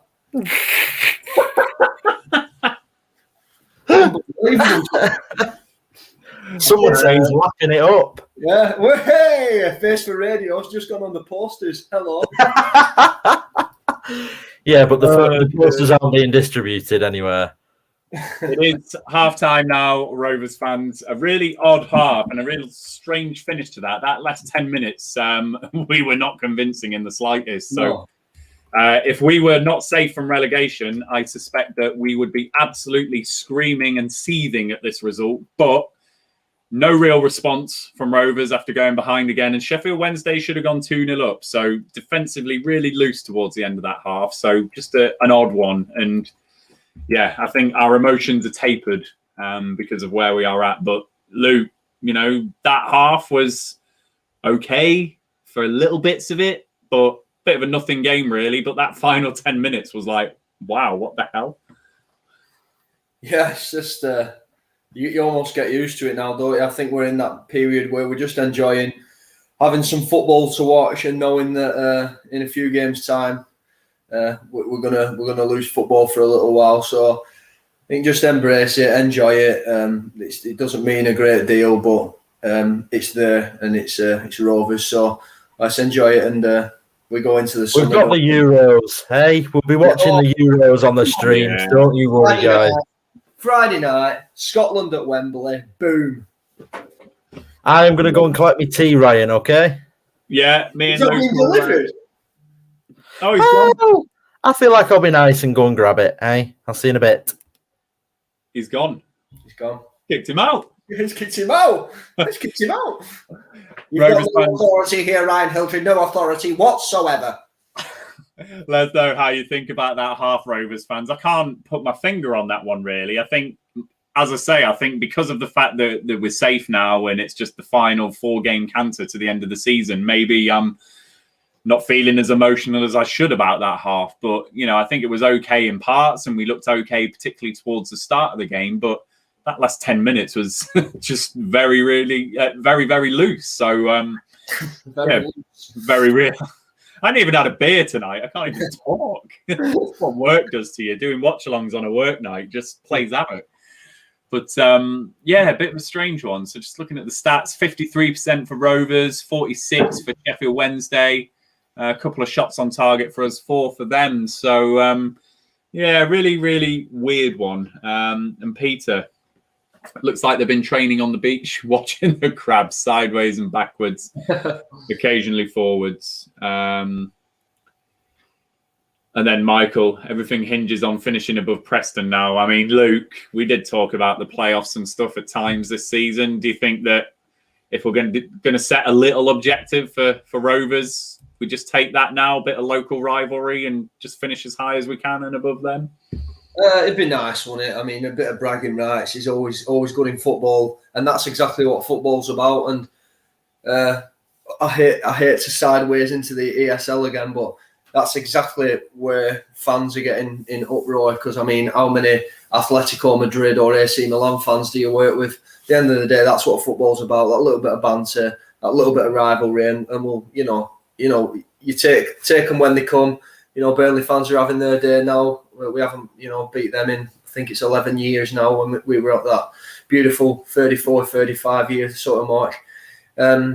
Rivalries in football are great, so we'll take the little wins. And if we can finish above them, great. But like Joe said earlier on the watch along in that first half, we're in a good place going into next season. And, we've still got the bragging rights, hopefully moving forward into next season as well. So, yeah, it's nice, isn't it? Football's great for that. I'm just going to pick up some of the sentiment from people in the comments now. I've had a few. So, if in doubt, kick it out. Says horrible, too many back and sideways passing. Hey, guys. Hey, he's back. I'm returning with news. What? Apparently, Ed Woodward has resigned as chairman of Manchester United. Oh, get in. That's great for United. And it's true. It's all over Twitter in the last 2 minutes. Woodward has resigned. Wow. Man United fans are going to be buzzing with that. Yep. Absolutely buzzing with that. So, yeah, this ESL thing is absolutely falling on its arse now. So we can all be happy. So great news. Really, really good last hour or so with those clubs pulling out of it. I wonder whether he's gone against the proposals, but other people in the club want to go ahead with it. So he stepped down, maybe. Quite possibly. I guess that'll come out. If it has been owner-led, and if we are led to believe that even people like Ed Woodward didn't know about it, then maybe. But, yeah, we'll see. I know that United fans will be happy with that one. So, yeah, if in doubt, just saying too many sideways and back passes. Michael, not really seen a performance. Our attitude and belief has been poor for weeks. I mean, it has been poor for weeks, hasn't it, Michael? And thankfully, we managed to get those few results just to see us over the line. We are stumbling over the line, not really, driving ourselves over the line. That's to say. I don't think we've passed backwards and sideways at all. I think we've been extremely direct. We've had chances. We've moved the ball forward. We've barely had the ball in our own half. I don't understand those comments at all. But one thing I think absolutely, Tony. I think getting the wins towards the end of the season just goes back to the point I was raising earlier. I just want it to feel like we're bridging the 2 seasons. Yes, this season hasn't gone as much as we would like. Yes, we accept we're going to be in a bit of a transition next season with the state of contracts and transfers and things like that. But yeah, let's do something to excite us as fans. Let's do something to bridge into next season. Yeah, we do need to finish positive, Tony. Absolutely. And then Ronan backing that up as well, just below that. It doesn't matter what we do now. It sets the tone for next season. Paul, our perennial problem, sideways passing, no direct movement. That's not true. We haven't passed sideways and backwards. I don't agree with that at all. You must be watching a different game to me. I mean, Ryan, Luke, you tell me if you're seeing backwards and sideways passing, because I'm not. I haven't seen us create a great deal of chances, but I don't think we've been particularly sideways and backwards today. I think we've been moving the ball forward, but we haven't really created a great deal. When we get in and around the box, we've had the odd chance here and there, but I think we've actually overpassed it in attacking positions. I think we've got forward and then overplayed. And I think we've seen some quite insightful passes tonight. If I think about 2 from Harvey Elliott, the inside balls down that right channel, and then on the other side, one that went through to Barry Douglas. And then we've seen a lot of passes through the lines like that. I do think we did finish the half quite badly, though, Joe. I think there was a lot of kind of pedestrian, are we really getting back into this game? We certainly did see that come at the end, most certainly. Thomas, from the outside looking in, I always thought Mowbray was very steady for you guys. Am I wrong on this? Yeah, he's always been very steady for us, Thomas. And, when we're getting out of League One and we're consolidating ourselves in the Championship, that was absolutely the order of the day. And that is the manager that we needed at that point in time. But, Rovers do have aspirations, and we have got a great academy, and we've been a really stable club for a while now. It has stagnated somewhat. So, unfortunately, the universal view is, the steadiness that Mowbray brings isn't going to take us up into the Championship. And actually, disturbingly, this season, our run of form in 2021 in the last 16, 17 games has been not very good at all, Thomas. And if that's projected out over a whole season, we would be banging relegation trouble. So, not good really, Thomas, this season, particularly the second half of it. And we just want him to leave, in a good manner, because it's been quite toxic the last few weeks. I would say Armstrong, Elliott, Tribal, Bennett, Gallagher have all made forward runs on the ball. Evans as well. Move with him and Bennett, the ball up to Gallagher. I think we played forward. If you watched the 45 back and actually noted down the forward passes and forward runs versus the backwards ones, you'd have a hell of a lot more forward balls. Yes, we're lacking creativity in the final third, but it's not backwards and sideways. It's just not what's happening on the screen. That's factual for me. I think I'm probably halfway, Joe. I think it's I don't think it's the second half of that half wasn't the greatest performance, but I'm not sat here thinking it's one where it has just all been sideways and backwards because of those chances that we did fashion with those passes. So I'm kind of in the middle, I think. But obviously, a lot of people are picking up on it. Michael, not sideways and backwards, but launching it to Gallagher is our only game plan. David, absolutely awful. Another clueless, directionless performance. We're going backwards under Mowbray needs to go ASAP. True. Matthew, how inspiring is a Mowbray halftime team talk? So, lots of fans tonight, not feeling that performance. And that's kind of probably how I feel at halftime. We have the beauty of these watch-alongs. It keeps us really interested and entertained. Had I been sat there just watching it on an iPad and on a laptop by myself, not hosting this watch-along, I suspect that I'd be right in there with people on those comments. I reckon Mowbray plays Wales songs for his team. Oh, dear. Well, yeah, I would agree with this. I'm not saying we look great going forward, but we are going forward. I think the runs aren't equating to much. The balls forward aren't equating to much. I think we've probably had one clear-cut chance, really, which is the one where why did they drag that back for Gallagher? Why did they do that? Yeah. That was the one. And again, that came from very forward, progressive running and passing. But yeah, no, you're right. Not many of them are resulting in shots or passes, but we are moving forward. The issue is, I think, more what Michael said here. It's that the game plan is to long ball into Gallagher, and that's not working often enough to be the right tactic. Has that ever worked? Well, maybe as a sub against Luton that time, it worked. That's about it.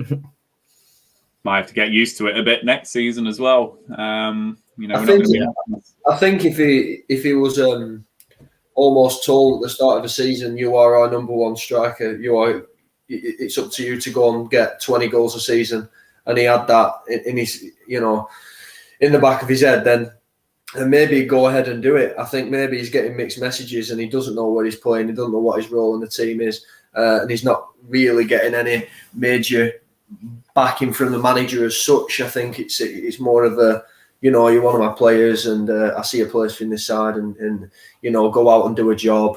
You'll be effective in this game. But really, I don't think he greatly knows where he sits in this side, and ultimately, he's a striker, and we've never seen him as that since his permanent move.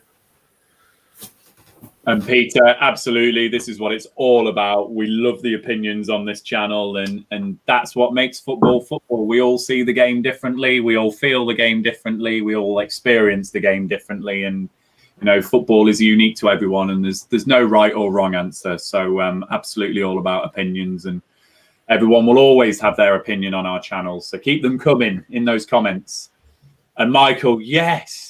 Gafu, come on. We want to see the return of Gafu. Gafu. Come on. It's going to happen, isn't it? It is going to happen. Dear Stephen, if all else fails, the snooker's on. I don't know why. There was a video the other day where I can't remember what player it was, potted the cue ball right into the top right pocket on the baulk line. And it just made me chuckle. It was right from one end of the table to the other, straight in the pocket. Just a sensational shot. Didn't hit anything, just straight in. It was just poetic.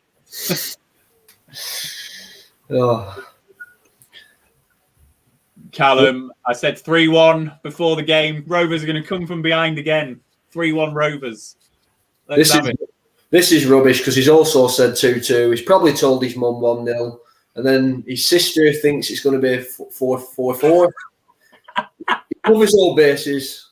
That's what he does. That's what I do. Spread those bets, boys. Yeah. 50p on red and 50p on black. Mate, green's just come in. Well done. Oh, God. I got the one Rovers. So it's just showing a replay of that chance. It was actually poor from Lenihan, wasn't it? So he did well to recover his own initial mistake. He got dispossessed, and then the chance went for reach. He just got out of reach. Out of reach. What a tune, by the way. I never had your heart. Let's do this for 45 minutes. Yeah, let's just do Rovers chat karaoke. That's you, right? Jerry Orkey. Hey! Joey Orkey. Ryan starts a song and then we have to carry it on all the way around. And so, yeah. That might just be too much for Hickmet, that. He might. That'd be him finished, I think. Literally. Hey! It's a family show. It's a family show. Oh, dear. So we've done our best to entertain you through half-time, everyone. We're just waiting for the second half to restart. Let us know if you'd be making any changes at half-time. Anyone you'd be bringing on? Sorry, Luke. I'm just doing the Rovers return. Drawn at half-time, paid out at full-time. You've got to be in it to win it. Only £1 a ticket. Can't wait to get that rolling again. Oh, yeah. I won it against Sheffield Wednesday once at home. Yes. How much did you win? 480 quid at half time. It was the one where Johnny Graham got the hat trick at Ewood. Oh, I hope you got the pies in. No, I don't think I did actually. Oh, I was going on holiday a few weeks later, so I just saved it for that. Turkey? No, but Hickman did come with me. Yeah, brilliant. Little hot tub holiday in the sun. That's what we want. Beautiful. Skiing, actually. Skiing. Still a hot tub, though. Yeah, there was a hot tub. I'm joking. I was in Spain. Hey. Wow. Bloody hell. Gee whiz. This is great. I love it. The fans win. It's a win for the fans. The Lancashire Senior Cup's going to be the most prestigious award left in football at this rate. Absolutely sensational. The working man has won. It's like the Netflix series, The English Game.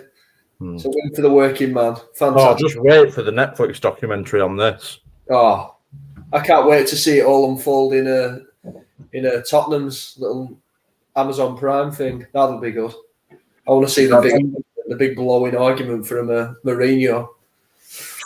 So Stan Collymore and others are tweeting that the whole thing's been cancelled now. Reports that Super League project has been cancelled. Wow. Madness. Thomas, I'm on picky bits. Some chicken strips, salad, feta cheese, tomatoes, a few chips. That's tea. It must be good because Jill Harvey's put wow. And I can't believe that's about the ESL news. It's got to be about the tea. Wowzers. 2 down, 4 to go. Jeez.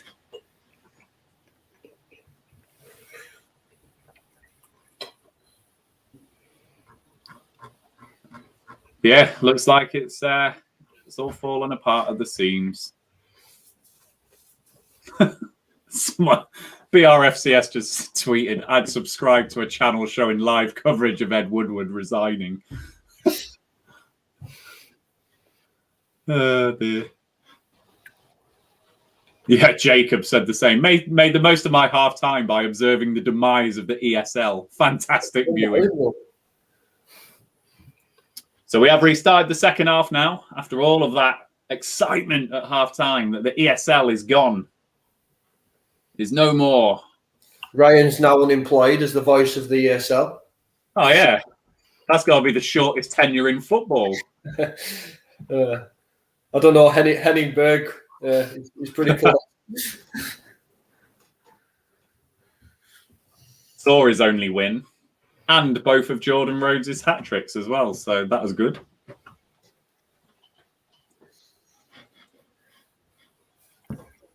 I just love that we had half a dozen eggs. Half a dozen eggs in Henning Berg, Michael Appleton, and Steve King. The box was slowly growing. Half a dozen. You could have just said a quarter of a dozen. Yeah, I know, but half a dozen sounded better, didn't it? You overcomplicated it, mate. All right, coming from the guy that says apparel. Oh. Which I say, to be fair, I do say that, but it was just an automatic reaction there. While I knew Joe wanted to say it, but he had these picky bits in his mouth. This is the problem, picky tea. Right, we'll just do a time check for Simon once the offside flag goes up. Yep. On Sam Gallagher.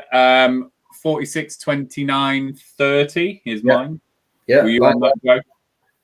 34, right. 35, 36. So it's 46, 40, 46, 41, 46, 42. Hopefully that fits you all there. Oh, wow. Here we are. The collapse at Manchester United and the ESL may well see the Glazer family finally sell the club. Oh, they'll be buzzing with that as well. Oh, football's coming back. Definitely. Is it? We might get wages caps and everything now. We might get the dream. No. I think that the Champions League will be reformed to the way they all wanted it, and they've all basically got what they wanted anyway. Yeah, well, I think they're going to get a big say now. The Champions League's reformed. I think they're probably right. They still need to be punished, and I think they won't be properly anyway. And for me, I don't think it means anything other than they're all bottle jobs. Well, there's a little joke there from Matt about possibly Dwight York. Oh, Matt, fantastic.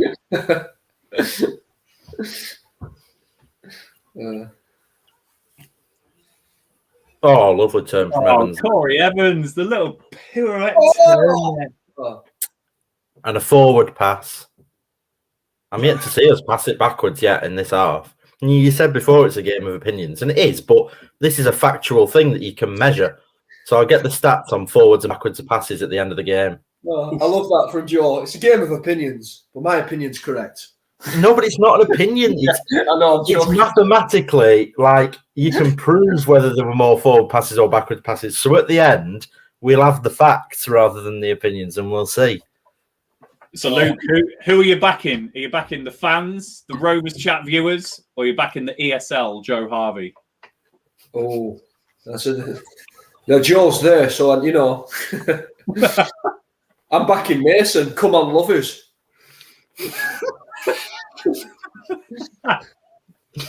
All right, my lover. They call me Malova. I mean, Liam, realistic punishment. They're not going to do enough of a points deduction to take them out of the Champions League because UEFA will then start bricking it that those clubs aren't in the Champions League. So it'll probably just be some fine that doesn't mean anything. Because if they did a points deduction that meant that, you know, who are the ones on the edge of third, fourth spot? If it meant that Chelsea and Liverpool didn't qualify for the Champions League next season, UEFA are not going to like that, are they? So it'll be a fine of some sort. Tell you what, Sheffield Wednesday have had 2 chances now. Sorry, just as we've been chatting about all that. There was a chance that they dragged wide a couple of minutes ago. Not that much of a chance, but Tom Lees has won another header here. So another ball played in by Bannon. And he's got up free header. Well, not free header, but he's won the header first. And it's not too far away. But we've seen naive Steve's comment. Oh, Steve.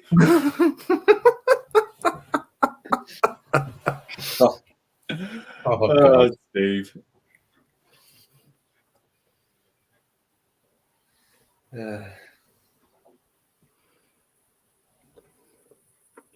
Count the sideways. All right, yeah. Forward. One backwards. But it's a triangle, so it's very productive. No, we'll just wait at the end. We'll get the maths up. We'll get the stats and the facts, and we'll see. Oh, Statman Joe. I'm a stat man. There was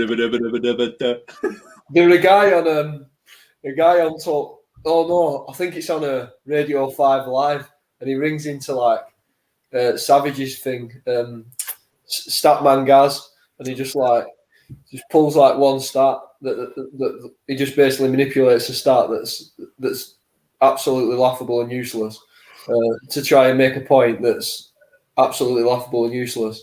And then they just rip him to bits. It's great. Well, so you're not Statman Joe. You're just Joe. Yeah, see, that's for me how I would describe what Rovers are doing at the minute. It is forward, in my opinion, but it's not with any purpose. That's the problem. We are playing forwards, but it just doesn't look structured or organised for me. And Bennett's crossing the ball to nobody. Do you know what I mean? That was a good move, though. Little it shot. Was, but there's no one to cross it to. That ball would have been great if Rhodes was on the end of it. Thomas Locker, my money's on Joe to drop out next. If everyone in the comments keep winding him up like you are. Well, he's had his tea now, so he's going to bite back. Brilliant. Free cuff, but... Yeah. Which caterpillar are you backing, boys? I'm a big Aldi fan myself. I'm an Aldi fan as well. That's where we do our shop. Yeah, I'm going for the working man again. I tell you what, how many times this season has Barry Douglas put too much on those crosses? Yeah. Every single week. Yeah. So we did have a free kick in the Wednesday half there, but as Joe says, you know, we had a few men up there. It was a chance to get a cross in, but poor delivery. Out of play. It's the fake news media. Listen, your name's not got 2 T's in it. That's quite fake for me. So So personal. I'm only joking. He can jibe at me. I can jibe back. We're having a laugh. Where's the second T, man? Fake news. No second name either. Joe's already had his tea and he's talking about second teas now. Come on. I know. Second T. Then on to dessert. Oh, I do like a dessert myself. Is there anything more British, though, than arguing over the naming rights for a caterpillar cake? I love it. Do you not think it might all be a PR wind-up, though? Yeah. I've got a feeling it's all a big advertising campaign. It's going to culminate in a Marks and Spencer's Aldi Christmas advert. Involving a butterfly. Yeah, something like that, yeah.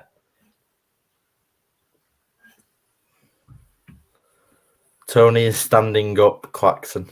He was standing up. That's true, actually. Good spot. If you've got him sitting down on the bingo, it's not looking good for you tonight. Oh. He's a rejuvenated man with 4 dead rubbers to go. One-T. That's what the deep state want you to think about. What about 2 T's on Matthew, Joe?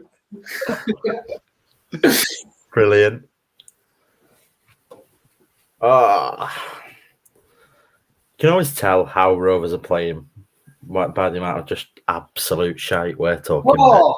Speaking about that is so delayed. I'm sorry, Ryan. You said about a butterfly. That is a great joke. That's only some good there. That took that long. Just circulated in. I'm actually in the cocoon for that long before I became. That's brilliant. Well done, Ryan. I'm really proud of you.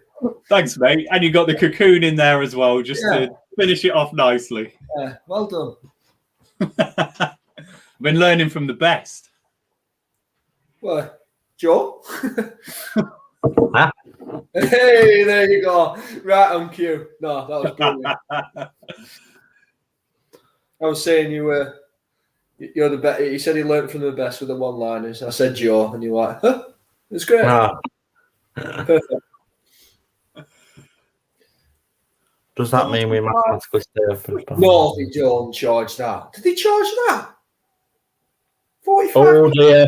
Thomas Kaminski's made a very rare mistake. Oof. I'm just looking at the table. That's probably news were coming in for Thomas Kaminski that about the ESL because up to about, I don't know, maybe 7 o'clock tonight, he was Belgium's number 1. Harvey Elliott's given the ball away. Really poor from Rovers. Oh, well done. Good recovery. Come on, ref. Matt, I think, does that mean if Derby lose to Preston, so are they losing to Preston now, Derby? So we're 7 clear of Derby, so we'd need to win this game, Matt, if Derby lose, and then we would be great ball. Automatically safe. Go on, Joe Rothwell. Oh, that was a good ball as well. Still alive. No options for Douglas there. Really poor off the ball movement. Terrible. Absolutely terrible. One sub to bring on now. Who would you bring on? Oh, hang on. We're in. Corey. Corey. It's not really his forte, that, is it? Oh, and it ricocheted off him as well, did it? Not really his forte at all. Corey Evans had found himself. He'd broken the lines. Good ball from Lenihan. Yeah, great run from Corey Evans to break those lines, get into the box. He's got Adam Armstrong, who we can cross that ball into on the 6-yard line. And it was a good block from the defender who was covering there. And it ricocheted back off Evans and went out for a goal kick. So a real shame there. Brentford have absolutely bottled it again. Why are they losing? They've drawn against Cardiff, which I think... Oh, Tom Tribal. All but puts them mathematically out of automatic, I think. Some of the football Tom Tribal's playing in the middle of this midfield today has been lovely. Yeah, it's been the best player for me. Playmaker, he's been doing things that we've not seen him do in the Rovers shirt. What you don't do is give it to Sam Gallagher in the middle of the pitch. Jesus. I think Gallagher.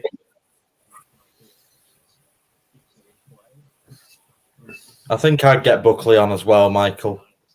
Chris, I would absolutely bring two guys on at this point. I'd have I'd two love guys. to see him play even now, just to see how we could do it. I don't think you lose it, do you? You never lose it. Like when I played like 6 or 7 aside, you know, with like 50, 60-year-olds, you know, who'd just come from work or whatever, they've still got it, even at that age. Just that vision, that touch, just knowing when to run, all that stuff. You never lose it.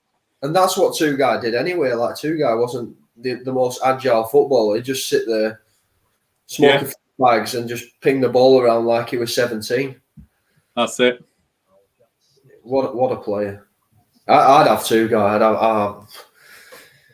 Yeah. Come on.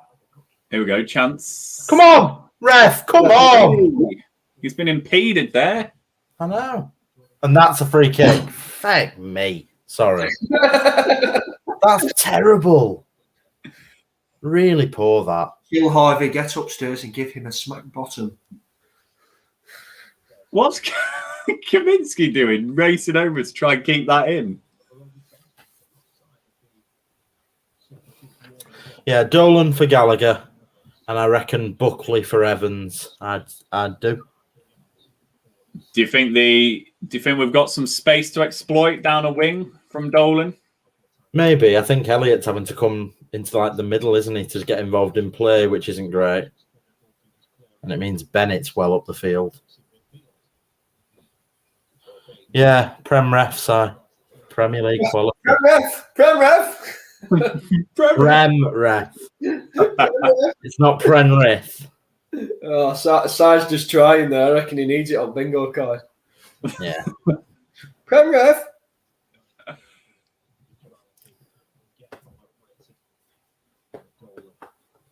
Well, I'd have two guy now, it'd be. I really would.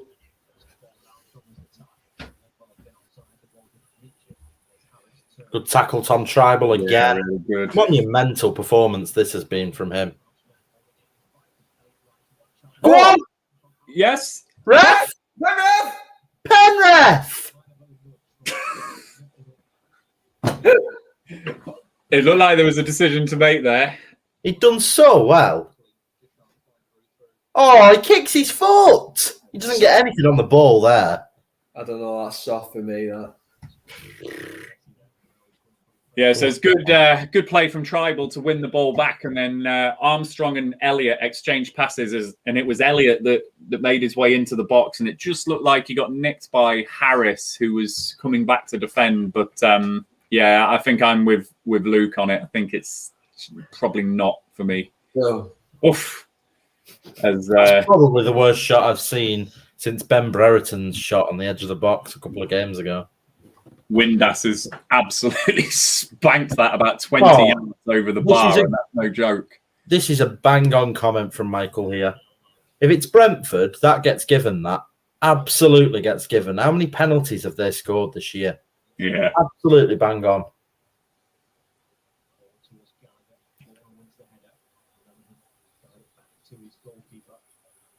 Oof.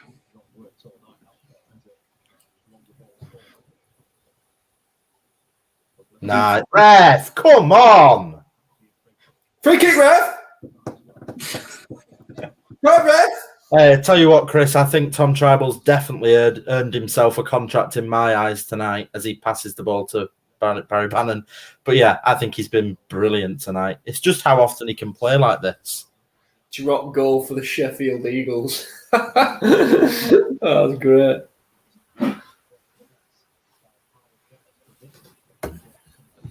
It was so far over. It was insane. I don't think he could hit it that high again if he tried, could he? No. It's corner for Sheffield Wednesday now.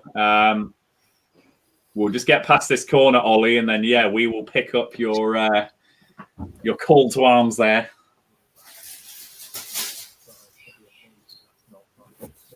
Here we go.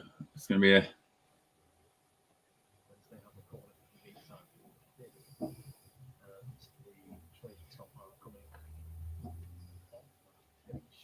Bannon plays it in, and it's headed away. Chase that armour. Stuart Downing is getting ready to come on, guys.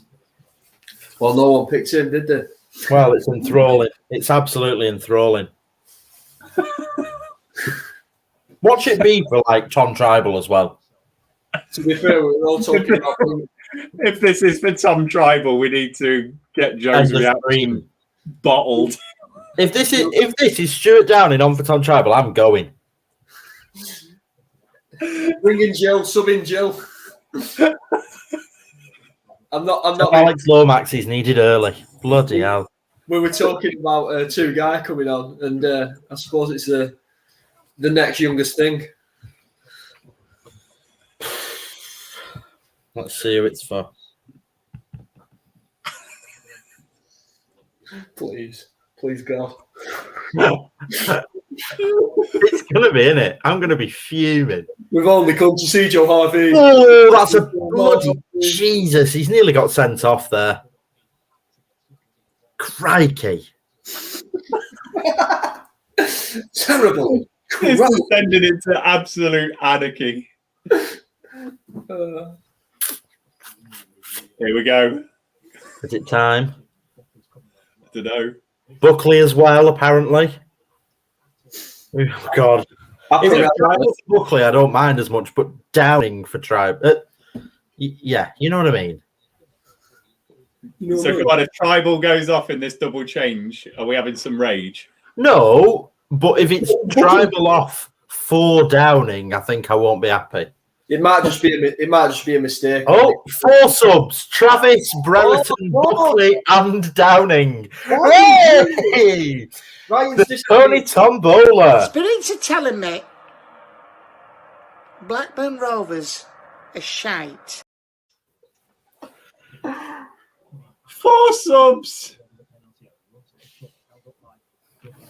4 subs. I can't take it anymore. I can't take it. I can't take it anymore.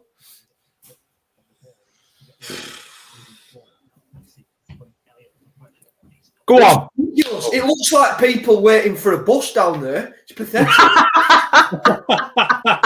It's ridiculous. Yeah. And it's a one-way trip to mediocrity now. Here we are at number 6. He's coming now. Pathetic. Oh, man.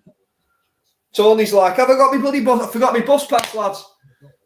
Stuart Downing's got an over 65s free pass.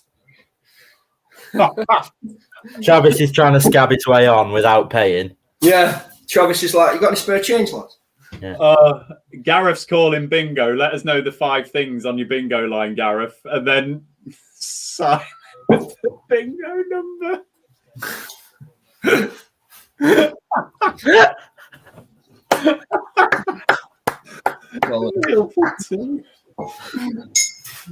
If Tom Tribal stays on this pitch, Joe, he's done very well. It looks like it's going to be the whole midfield again, doesn't it? It does feel that way. But now it's time. Here we go. Oh, if this is Downing for Tribal, 6 for 19.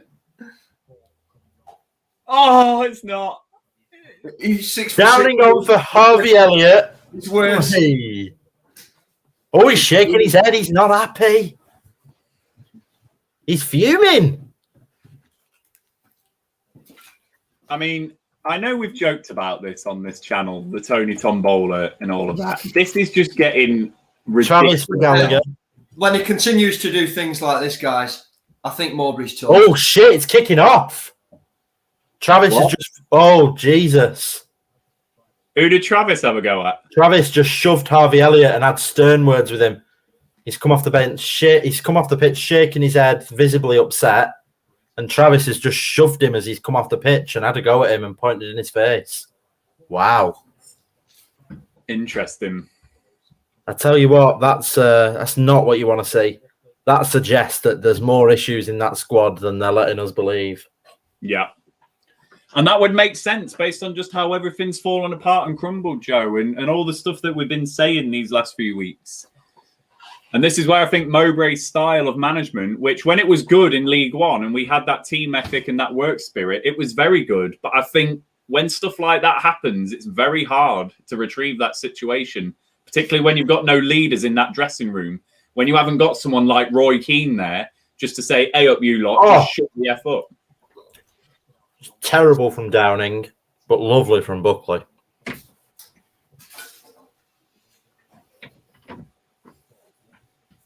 What a ball!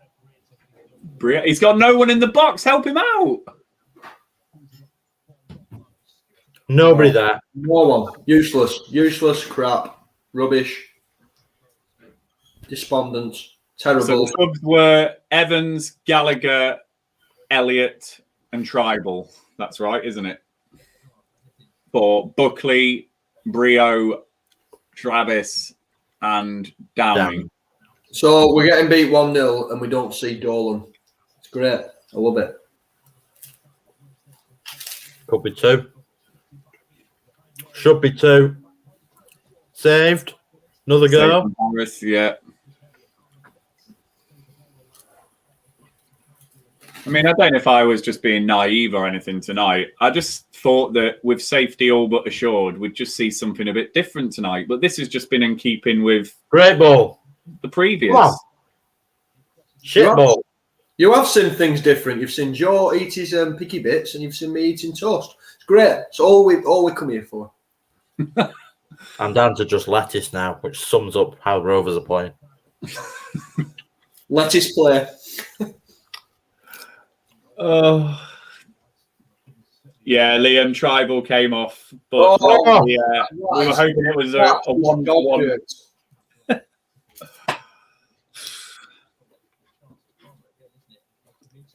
Yeah, I mean, didn't really get caught on it because the Travis situation with Elliott, but mental to me that you'd bring off the player who's been best today.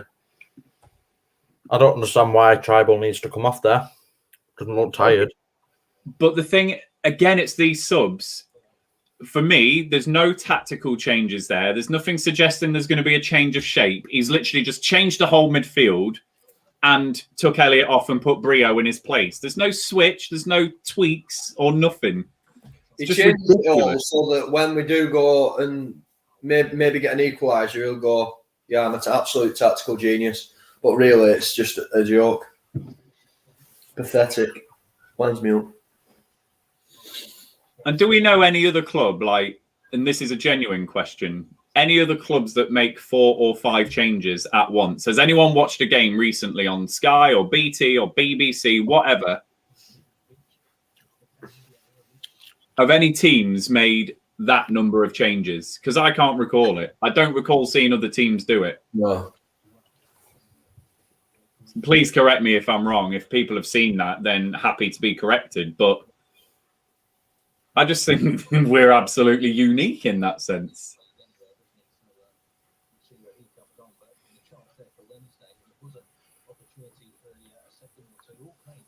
Oh, Zinks is sorry, there we go. Zinks is subscribed. Hope my subscribed chicken chew were fit. Thank you, Zinks, for subscribing. We'll take that as a positive of this evening. Good man.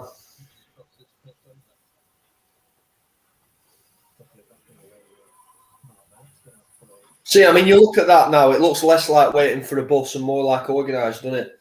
Do you know what I mean? Yeah. It looks carnage. It actually looks like when you see old parents outside of a school waiting to pick the kids up and no one knows where their kid is and they're all like, "Whoa, what am I doing? What are you doing?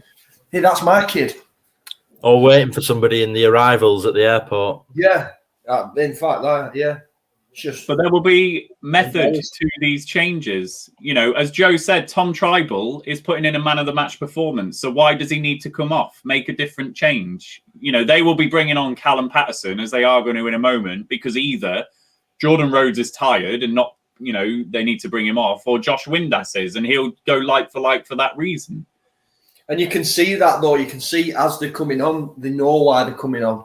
It's like, it's just well, because their goalkeeping coach isn't the one telling them what to do as well. Yeah, it's just sheer confusion on our touchline, week in, week out. And I think the Travis Elliott situation shows that there's some deep-rooted problems in this squad that perhaps aren't being reported on. And I just want to, Stephen, on this point, you know, I have said this before. They do it with their front three because Oh, it's going to be a free kick for Sheffield Wednesday right on the edge of the box here. They do it with their front three because their game plan is that the front three run themselves into the ground and then the next three come on to keep up that high energy performance with the press, etc., etc. Our midfield three today that he's taken off, we've not seen a kind of game plan to say, right, you three, put in that level of performance, then I'm going to change all three of you. It's just that hope on 60 minutes. There's no plan to it.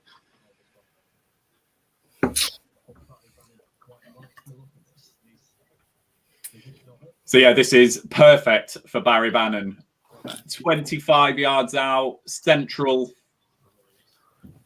But it looks like Windass has picked the ball up here. I think Reach could hit it. Yeah, I mean, Reach has got a good shot on him. I think it's going to be Windass, though. I thought Bannon would have gone for it, but... Here we go. You've got to love Lewis Travis. Comes on, stands in the middle of that wall, telling Elliot where to shove it by being, walking off, being like that. Proper future captain material. Yeah. Here we go. It's going to be Windass. Another 2 points. Who has only just bettered his last effort, getting a little bit closer now. So here we go. Here's the two changes. I think it is going to be Jordan Rhodes. Yeah, Jordan Rhodes coming off for Wednesday.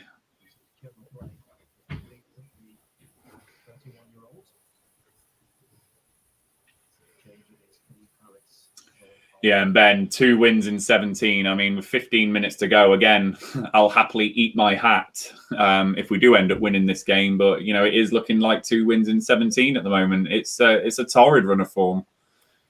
But in other news, Jose Mourinho is the only manager in ESL history to be sacked. How about that? Brilliant. I honestly thought we'd see something different tonight. I'm so disappointed. Just with the shackles off, knowing that we're not going down. Bizarre. Brazil. Brazil. Brazil. Oh, Simon. Right on cue as well. That is good. That is good. And yeah, like you say, right on cue. How'd you like that one, Erlen?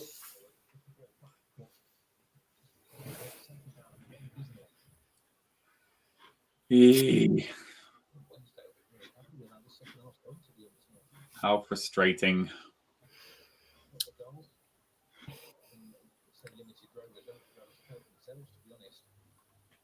What are they saying on iFollow, Joe? Are they dressing it up? Are they... No, they're expressing frustration with it, but I think it's more of a, the season's done anyway, kind of.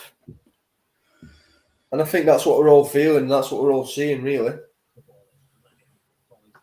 Interesting debate there to be opened up by Matt Thornbit. Oh, chance. Big chance. It's pulled back for Bannon. Good little flick. Buckley retrieves it, but it's gone back for Bannon. They're in the box. You've got to remember that this is their Brentford away, as I said earlier. They have to win this game, and they are naturally going to be more up for it than us. Drive. 3-on-1. Look at the space. Look at... Now, right over. John! John. There is a defender right in front of him, but you've got to hit that either side of the keeper.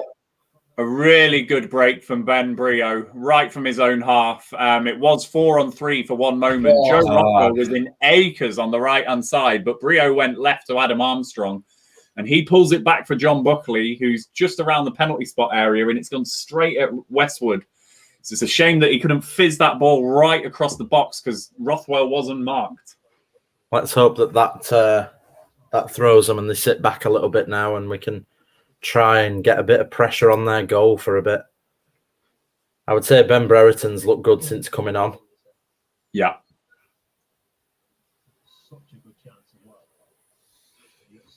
I need to update that. So we are at the 78-minute mark coming up now. Duncan Lee Easton, I think we've been very poor, yes. I think we're not showing anything like the promise of the players on the pitch, but certainly not the worst team for years at Ewood. I mean, you only need to go back to teams that had Jason Steele, Gordon Greer, Adam Henley, for example. Yeah, I mean, we've come a long way. We just need a new direction now. I think if we can hold this squad together, then we've very much got a competent squad at championship level. We've had worse. This squad is definitely less than most certainly. Whereas those players you reeled off there, you know, we kind of got what we deserved then. Yeah.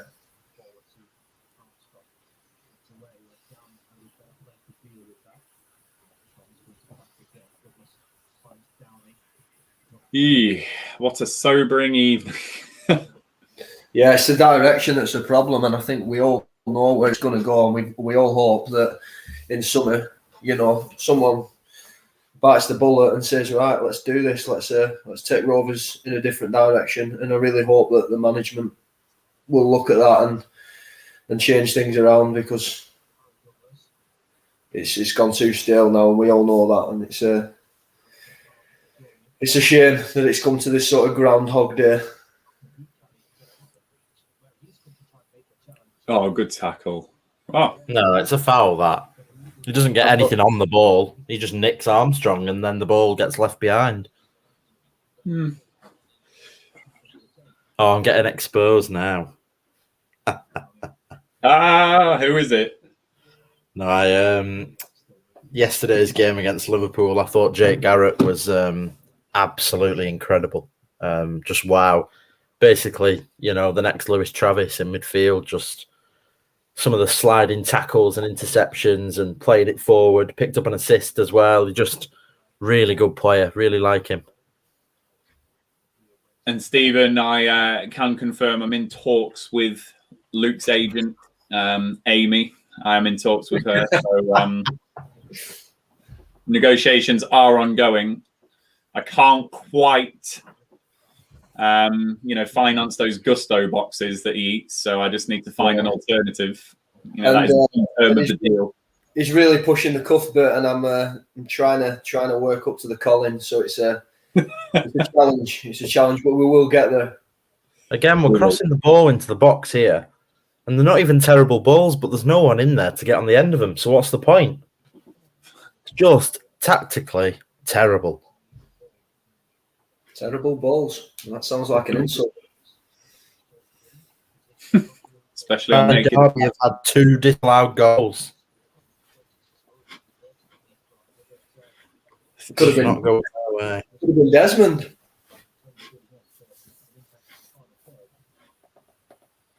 Four more years.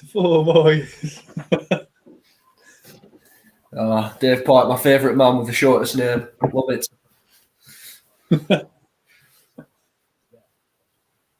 10 more years. Some big contracts coming in here. That is Alan Pardew. I was going to say, look what happened to Alan Pardew. We need to be careful what we wish for. Well, you say that. David Moyes as well. I mean, he went through a rocky patch, but he come out stronger. So that could be me. A few years' time, you could be regretting, move on to bigger and better things. That could be Champions League. Oof. Need to be careful with any contract for Luke, else he'll be punching officials if we give him that 8-10 year contract. Punching officials. Oh, this game has just been.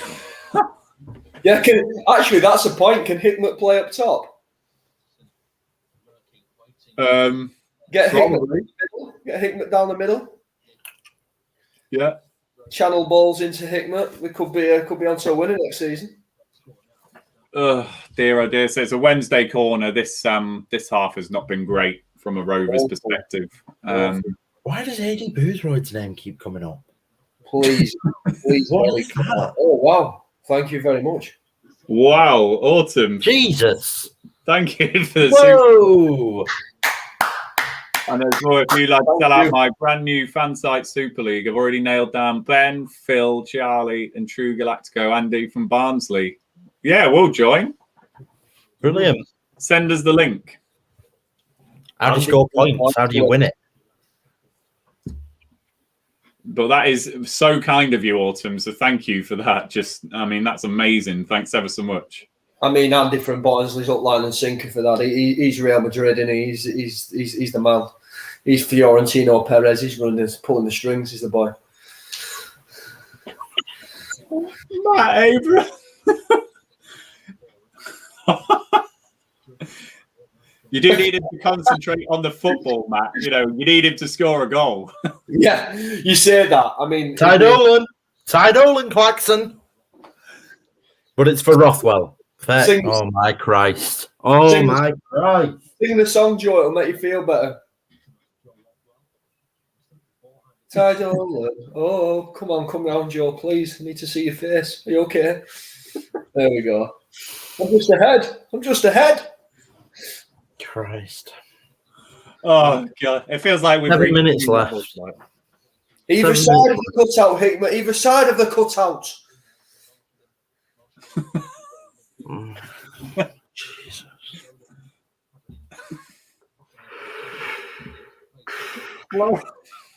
Florentino Perez. I am a man of honor, not like that snake. Oh, God. You'll all be pleased to know that there are only 5 minutes left of this game. And yeah, Arnaud, I feel really sorry for you. You were pumped up for this game, so they let you down. Oh, Benny B! They've kept it in. I don't know why I get so excited as well. I think back to that Cardiff game, and it was like we equalised for a Desmond, and afterwards I thought I was so pumped for that goal, and then it's like it's all dead rubber, innit? Agreed, Stephen. It wasn't. I'm just a football fan. I love a late goal. Come on. I'd take a late goal against Wednesday on a Tuesday. Which we'll analyse on a Thursday. Yeah. Ready for the next game on a Saturday. It's like a Craig David song, this. Not before On the Other Side on Friday. Yeah. Yeah, this joke died about 3 days of the week ago, lads. Oh, okay. We'll chill on Sunday. Yes, Luke. I was hoping we could squeeze in Sunday. Oh, that's never a free kick, but they've give it. Which players do you think for the first team next season? Top 4 from the under-23s. Well, obviously, Butterworth's the closest because he's been in and around the first team. I'd consider him a first-team player now. He trains with the first team and recovers with them and stuff. So he's one. Probably Pike to sit on the bench. Oh, that's terrible from our Bellis. I don't know, a couple more. I like Garrett. Lenny Ray Sereno's quite good. Yeah, there's a few. We are just inept. Play it. Go on, I'll let Ryan do the honours. Come on, play it, Ryan. I might as well do the outro. We might as well go home now and get Spirits are telling me Blackburn Rovers are shite. Right. I was so tempted just to do the outro. Just see you, lads, we're off. just play the sponsor. Tony sat down. 3.5 minutes left. There you go. Tony's sitting down. If you need it. You know what we should do? We should go out to companies and sell an advertising slot called the Tony Tombola advertising sponsor. So as soon as the 4 subs come on, we say, okay, and this week's Tony Tombola is sponsored by Blue Rose Capital. Yes. Peter Jackson, the jeweler. Tony Tombola, man of the match, goes to that come on. Oh, God. I hope there is a photograph of what you pointed out, though, Luke. All those subs just lined up. I hope someone like Rich or Jacob managed to snap that earlier. Oh, embarrassing. There's 2.5 minutes left, and it's with our goalkeeper. We're never going to score. So shocking. We are staying up. Say, we are staying up.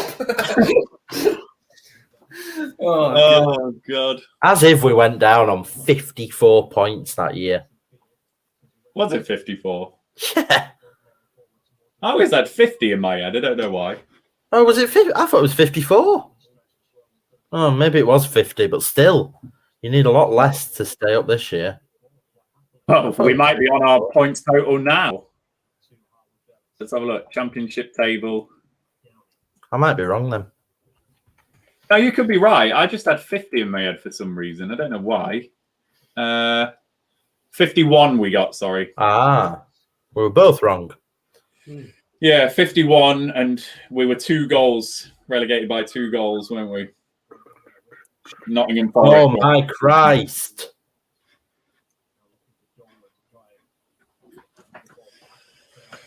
Who deserves man of the match? Probably a Sheffield Wednesday player. Windass, probably.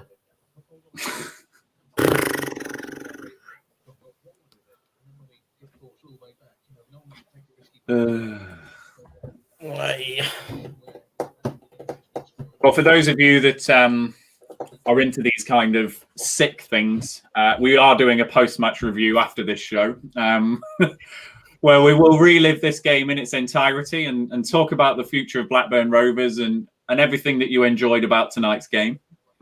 So please do join us. If you do want to come and have your say, we've got the little graphic here. Ty Dolan, call into the show.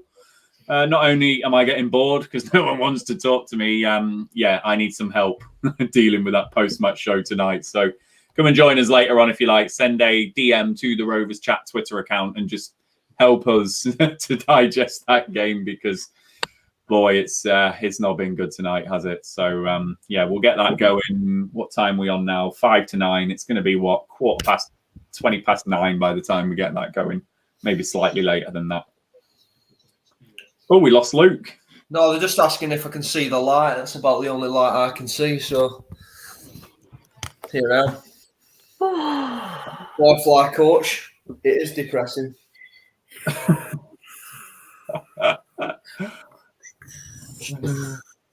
No, we didn't do a post-match Matthew for the Derby game. Combination of we didn't have enough of us, and just actually on reflection, we just felt, boy, it's been a long slog. So we just thought, let's give everyone a Saturday night just to enjoy the game rather than listen to us ramble. So you didn't miss anything on Saturday. Which was the fourth official. The fourth officials tell up 4 minutes for added time. But because we're doing like a substitution, the player's been injured and stuff, we're now halfway through a minute of this added time, and he's only just put it up. Why not wait and then do 4 minutes? Or do 5. We've basically, he said 4, but by the time we start again, it's 3. Pointless. Terrible, ref. Your Hog-Hide. What a name. Your Hog-Hide.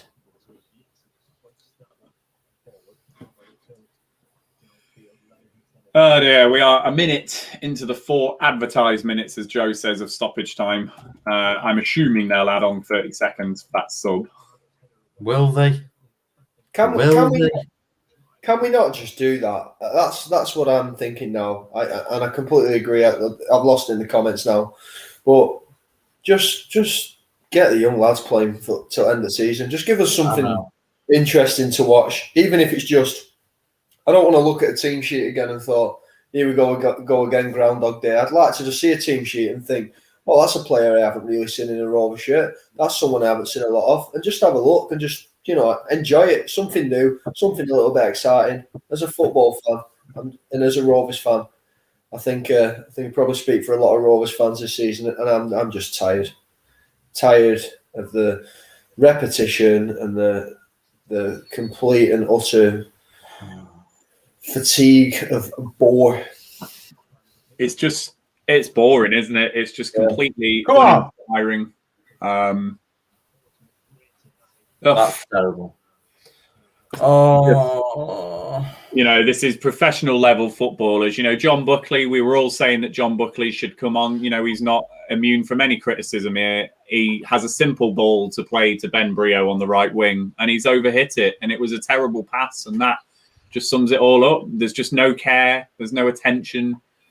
There's no quality. This side are devoid of ideas. And the club, the owners, Waggett, they've got everything they need to see right in front of their face with performances like tonight. The pressure should have been off these players tonight. The team that should have been nervous and playing with a lack of quality tonight should have been... Oh, come on! Get it in! Come on! No, that's shit. He spent the whole game passing it for no reason, and then with 3 men in front of him on the edge of the box, no chance of scoring, he goes for goal. Make it make sense. He stood 3 yards from the net. I'll square it for somebody who's never scored all year. But that, it's never going in the net. It's shit. And he was surrounded by... He got so many goals. Surrounded by 4 people there.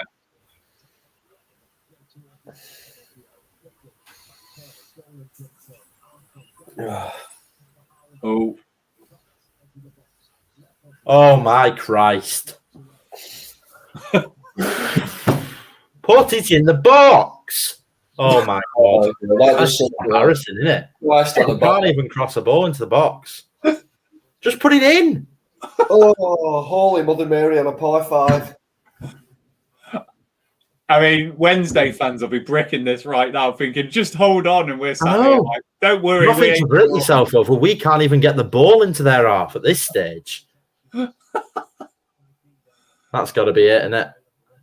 So we are over the 4 minutes now. Just put it in the box. Oh my God. I mean, Harlan Bellis is up there. Why are we not playing that ball in? That is embarrassing. And Stuart Downing was absolutely at fault for all of that shit. Passing it around on the halfway line. What on earth? Stuart Downey's 38 years old, 37 years old, whatever he is. Has played football at so many different levels and internationally. We're over the added time and he's pissing about on the halfway line. And there's the game. Oh, Jesus. Embarrassing. I hate to talk about the manager again, but please, God, just give someone else just a bit of time to prepare for next season now. It's just getting silly. It's shocking. It's you know come in, so just do it. That second half performance in particular was dreadful, absolutely dreadful, and yeah, I'm desperately disappointed with that tonight. I expected so much better. I expected a bit of freedom, a bit of fluidity, a bit of shackles off because the season's nearly over and we're not going down. You know, just crazily poor performance tonight. Fair play to Sheffield Wednesday. They've got their goal. Jesus Christ. Joe Rothwell's walking off under the arm of a Sheffield Wednesday coach, smiling, beaming ear to ear. We've just lost 1-0. Why is he walking off the pitch, laughing and joking and smiling under the arm of a Sheffield Wednesday coach? That's just not right. No. Where's the care? Who cares? The players don't give a toss. They really don't. Terrible. Oh dear. So I'll pick up some of the initial reaction and then we'll close this stream down. You know, what a desperately poor performance. So Christopher Knowles playing a passing and possession-based game and we can't pick out our own players or keep the ball. Yeah, really fair point. Ronan, frustrating because we saw what we were capable of at the start of the season and we were a side to be feared, but bottomed out and it just doesn't make sense. There's an element that does make sense to me, Ronan, and that is clearly that this manager is not getting any reaction or purchase out of these players whatsoever. Absolutely none. The game is up and we are completely aside, which is less than the sum of our parts at this moment in time. So yeah, that's the bit that does make sense to me. But yeah, on paper, it doesn't make sense with who we've got in our team.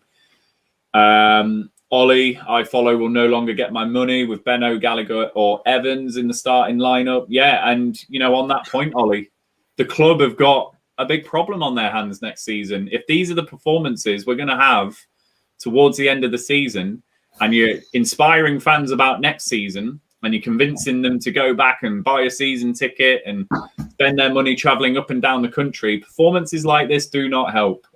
So I get what you're saying there, Ollie. You know, times are tough at the moment. So absolutely you reserve the right to do that. Ben, We need to send a secret agent to the training ground. Who the heck is training our players? Can't pass, cross, or shoot for the love of Christ. Yeah, good summary there. Scotty, shocking again. And then Armstrong's a weird one, isn't he, Anthony? Armstrong knows he's playing with a bunch of crap because he never passes and shoots every time he gets the ball, regardless of distance. Apart from that one time when he pulled it back to Gallagher in the first half. So, yeah, it's not good. It's not inspiring. And yeah, Barfly's same old post-match. I really want these to be different, and I really want them to be something else. But we all want you to have your say and say what you're feeling about Rovers. But it is completely Groundhog Day, isn't it? So not easy. Not easy. Matthew, that was so shit. Still paying for the next game, though. I'm an idiot. And yeah, the club are really lucky, Matthew, that there are fans like ourselves and everyone that's paid tonight that do that blind faith. But I don't blame anyone that doesn't pay for it at the moment. Absolutely not. What we are being served up is shocking. Absolutely shocking. Yeah, and then Dave, tough watch. Echo Joe's frustration at the end, shouting at the TV here, so poor. And then Leap Year, God, that was a real lack of quality from us tonight in the final third. Every time we were in a decent position, we panicked. So, there we go. So, Luke, sorry, mate, that on your return, it's another desperately bad defeat. But you're back on Saturday with us, aren't you? So we'll do it all again. We'll have some fun. Yeah. Just excrement, that. Stinky excrement. That's it's so bad. 19th defeat is that this season, and like you say, if we're going to get fans back in the ground, we're absolutely going the wrong way about it. And I think, I mean, talk about it all in the post-match, but certainly Armstrong has been a completely different player since that January transfer window. Completely different player. He's a player that's already playing in a different shirt for me, and that's, I've loved the guy in a Rovers shirt, and I've loved him in a Coventry shirt. I followed his fortunes way before Rovers. He was one of many scorers on a first goal scorers coupon. I thought he was a fantastic player, real talent, but he's not showing any of that second half of this season. And many a player we've just seen lack of passion, lack of desire, lack of ideas. Just lacking, tired, boring, repetitive, just poor, real poor. Yeah. Same old. And we go again Saturday. Come on. We do. And Joe, you're going to have probably for you. It's so bad, but I'm glad I'm busy. I shouldn't be glad that I'm busy on Saturday, but I am. Exactly. And I'll be checking. I guarantee I'll be checking when the next under-23s game is on YouTube than when the next Rovers game is. Yeah. And now that the rugby league started again, I have so much more care for watching the under-23s and watching St. Helens than watching this team play football. They don't care, so I don't care. Yeah. And just stuff like this with what you said there, Joe, this makes me sad. And if ever I was going to send comments to Steve Waggett, it'll be things like this. You've got a Rovers fan moving up to the Manchester area who was really looking forward to being closer to Rovers, who's now being put off by the fact, Steve Waggett, if you ever watch these streams, comments like that sum up the problem. There is a big problem that you've got in the fan base. On bingo, by the way.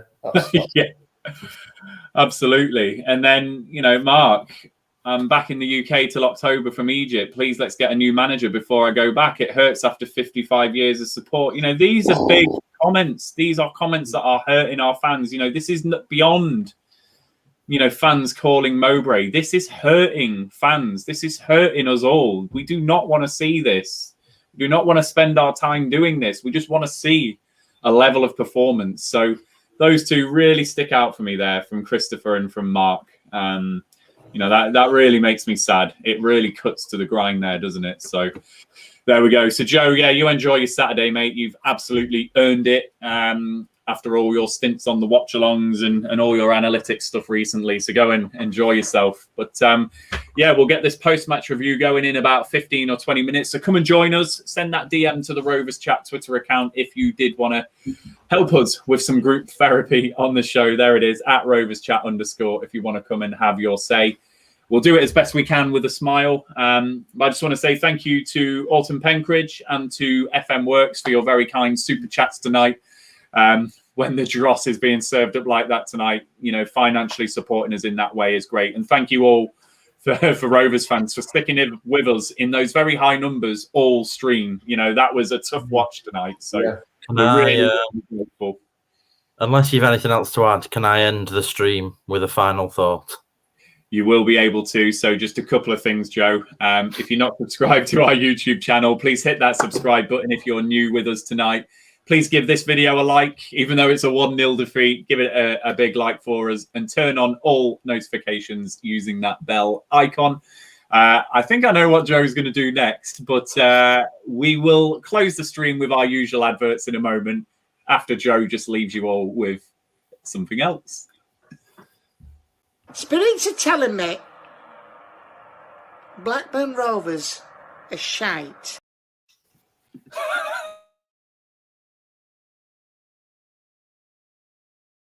The Rovers Chat YouTube channel is proudly sponsored by 𝒑𝒆𝒔 They've got retro football from every era with mugs, phone cases and much more. They also have plenty of Rovers goods, including apparel with the famous 94-95 season and this season's kit. Check them out using the link in the description below.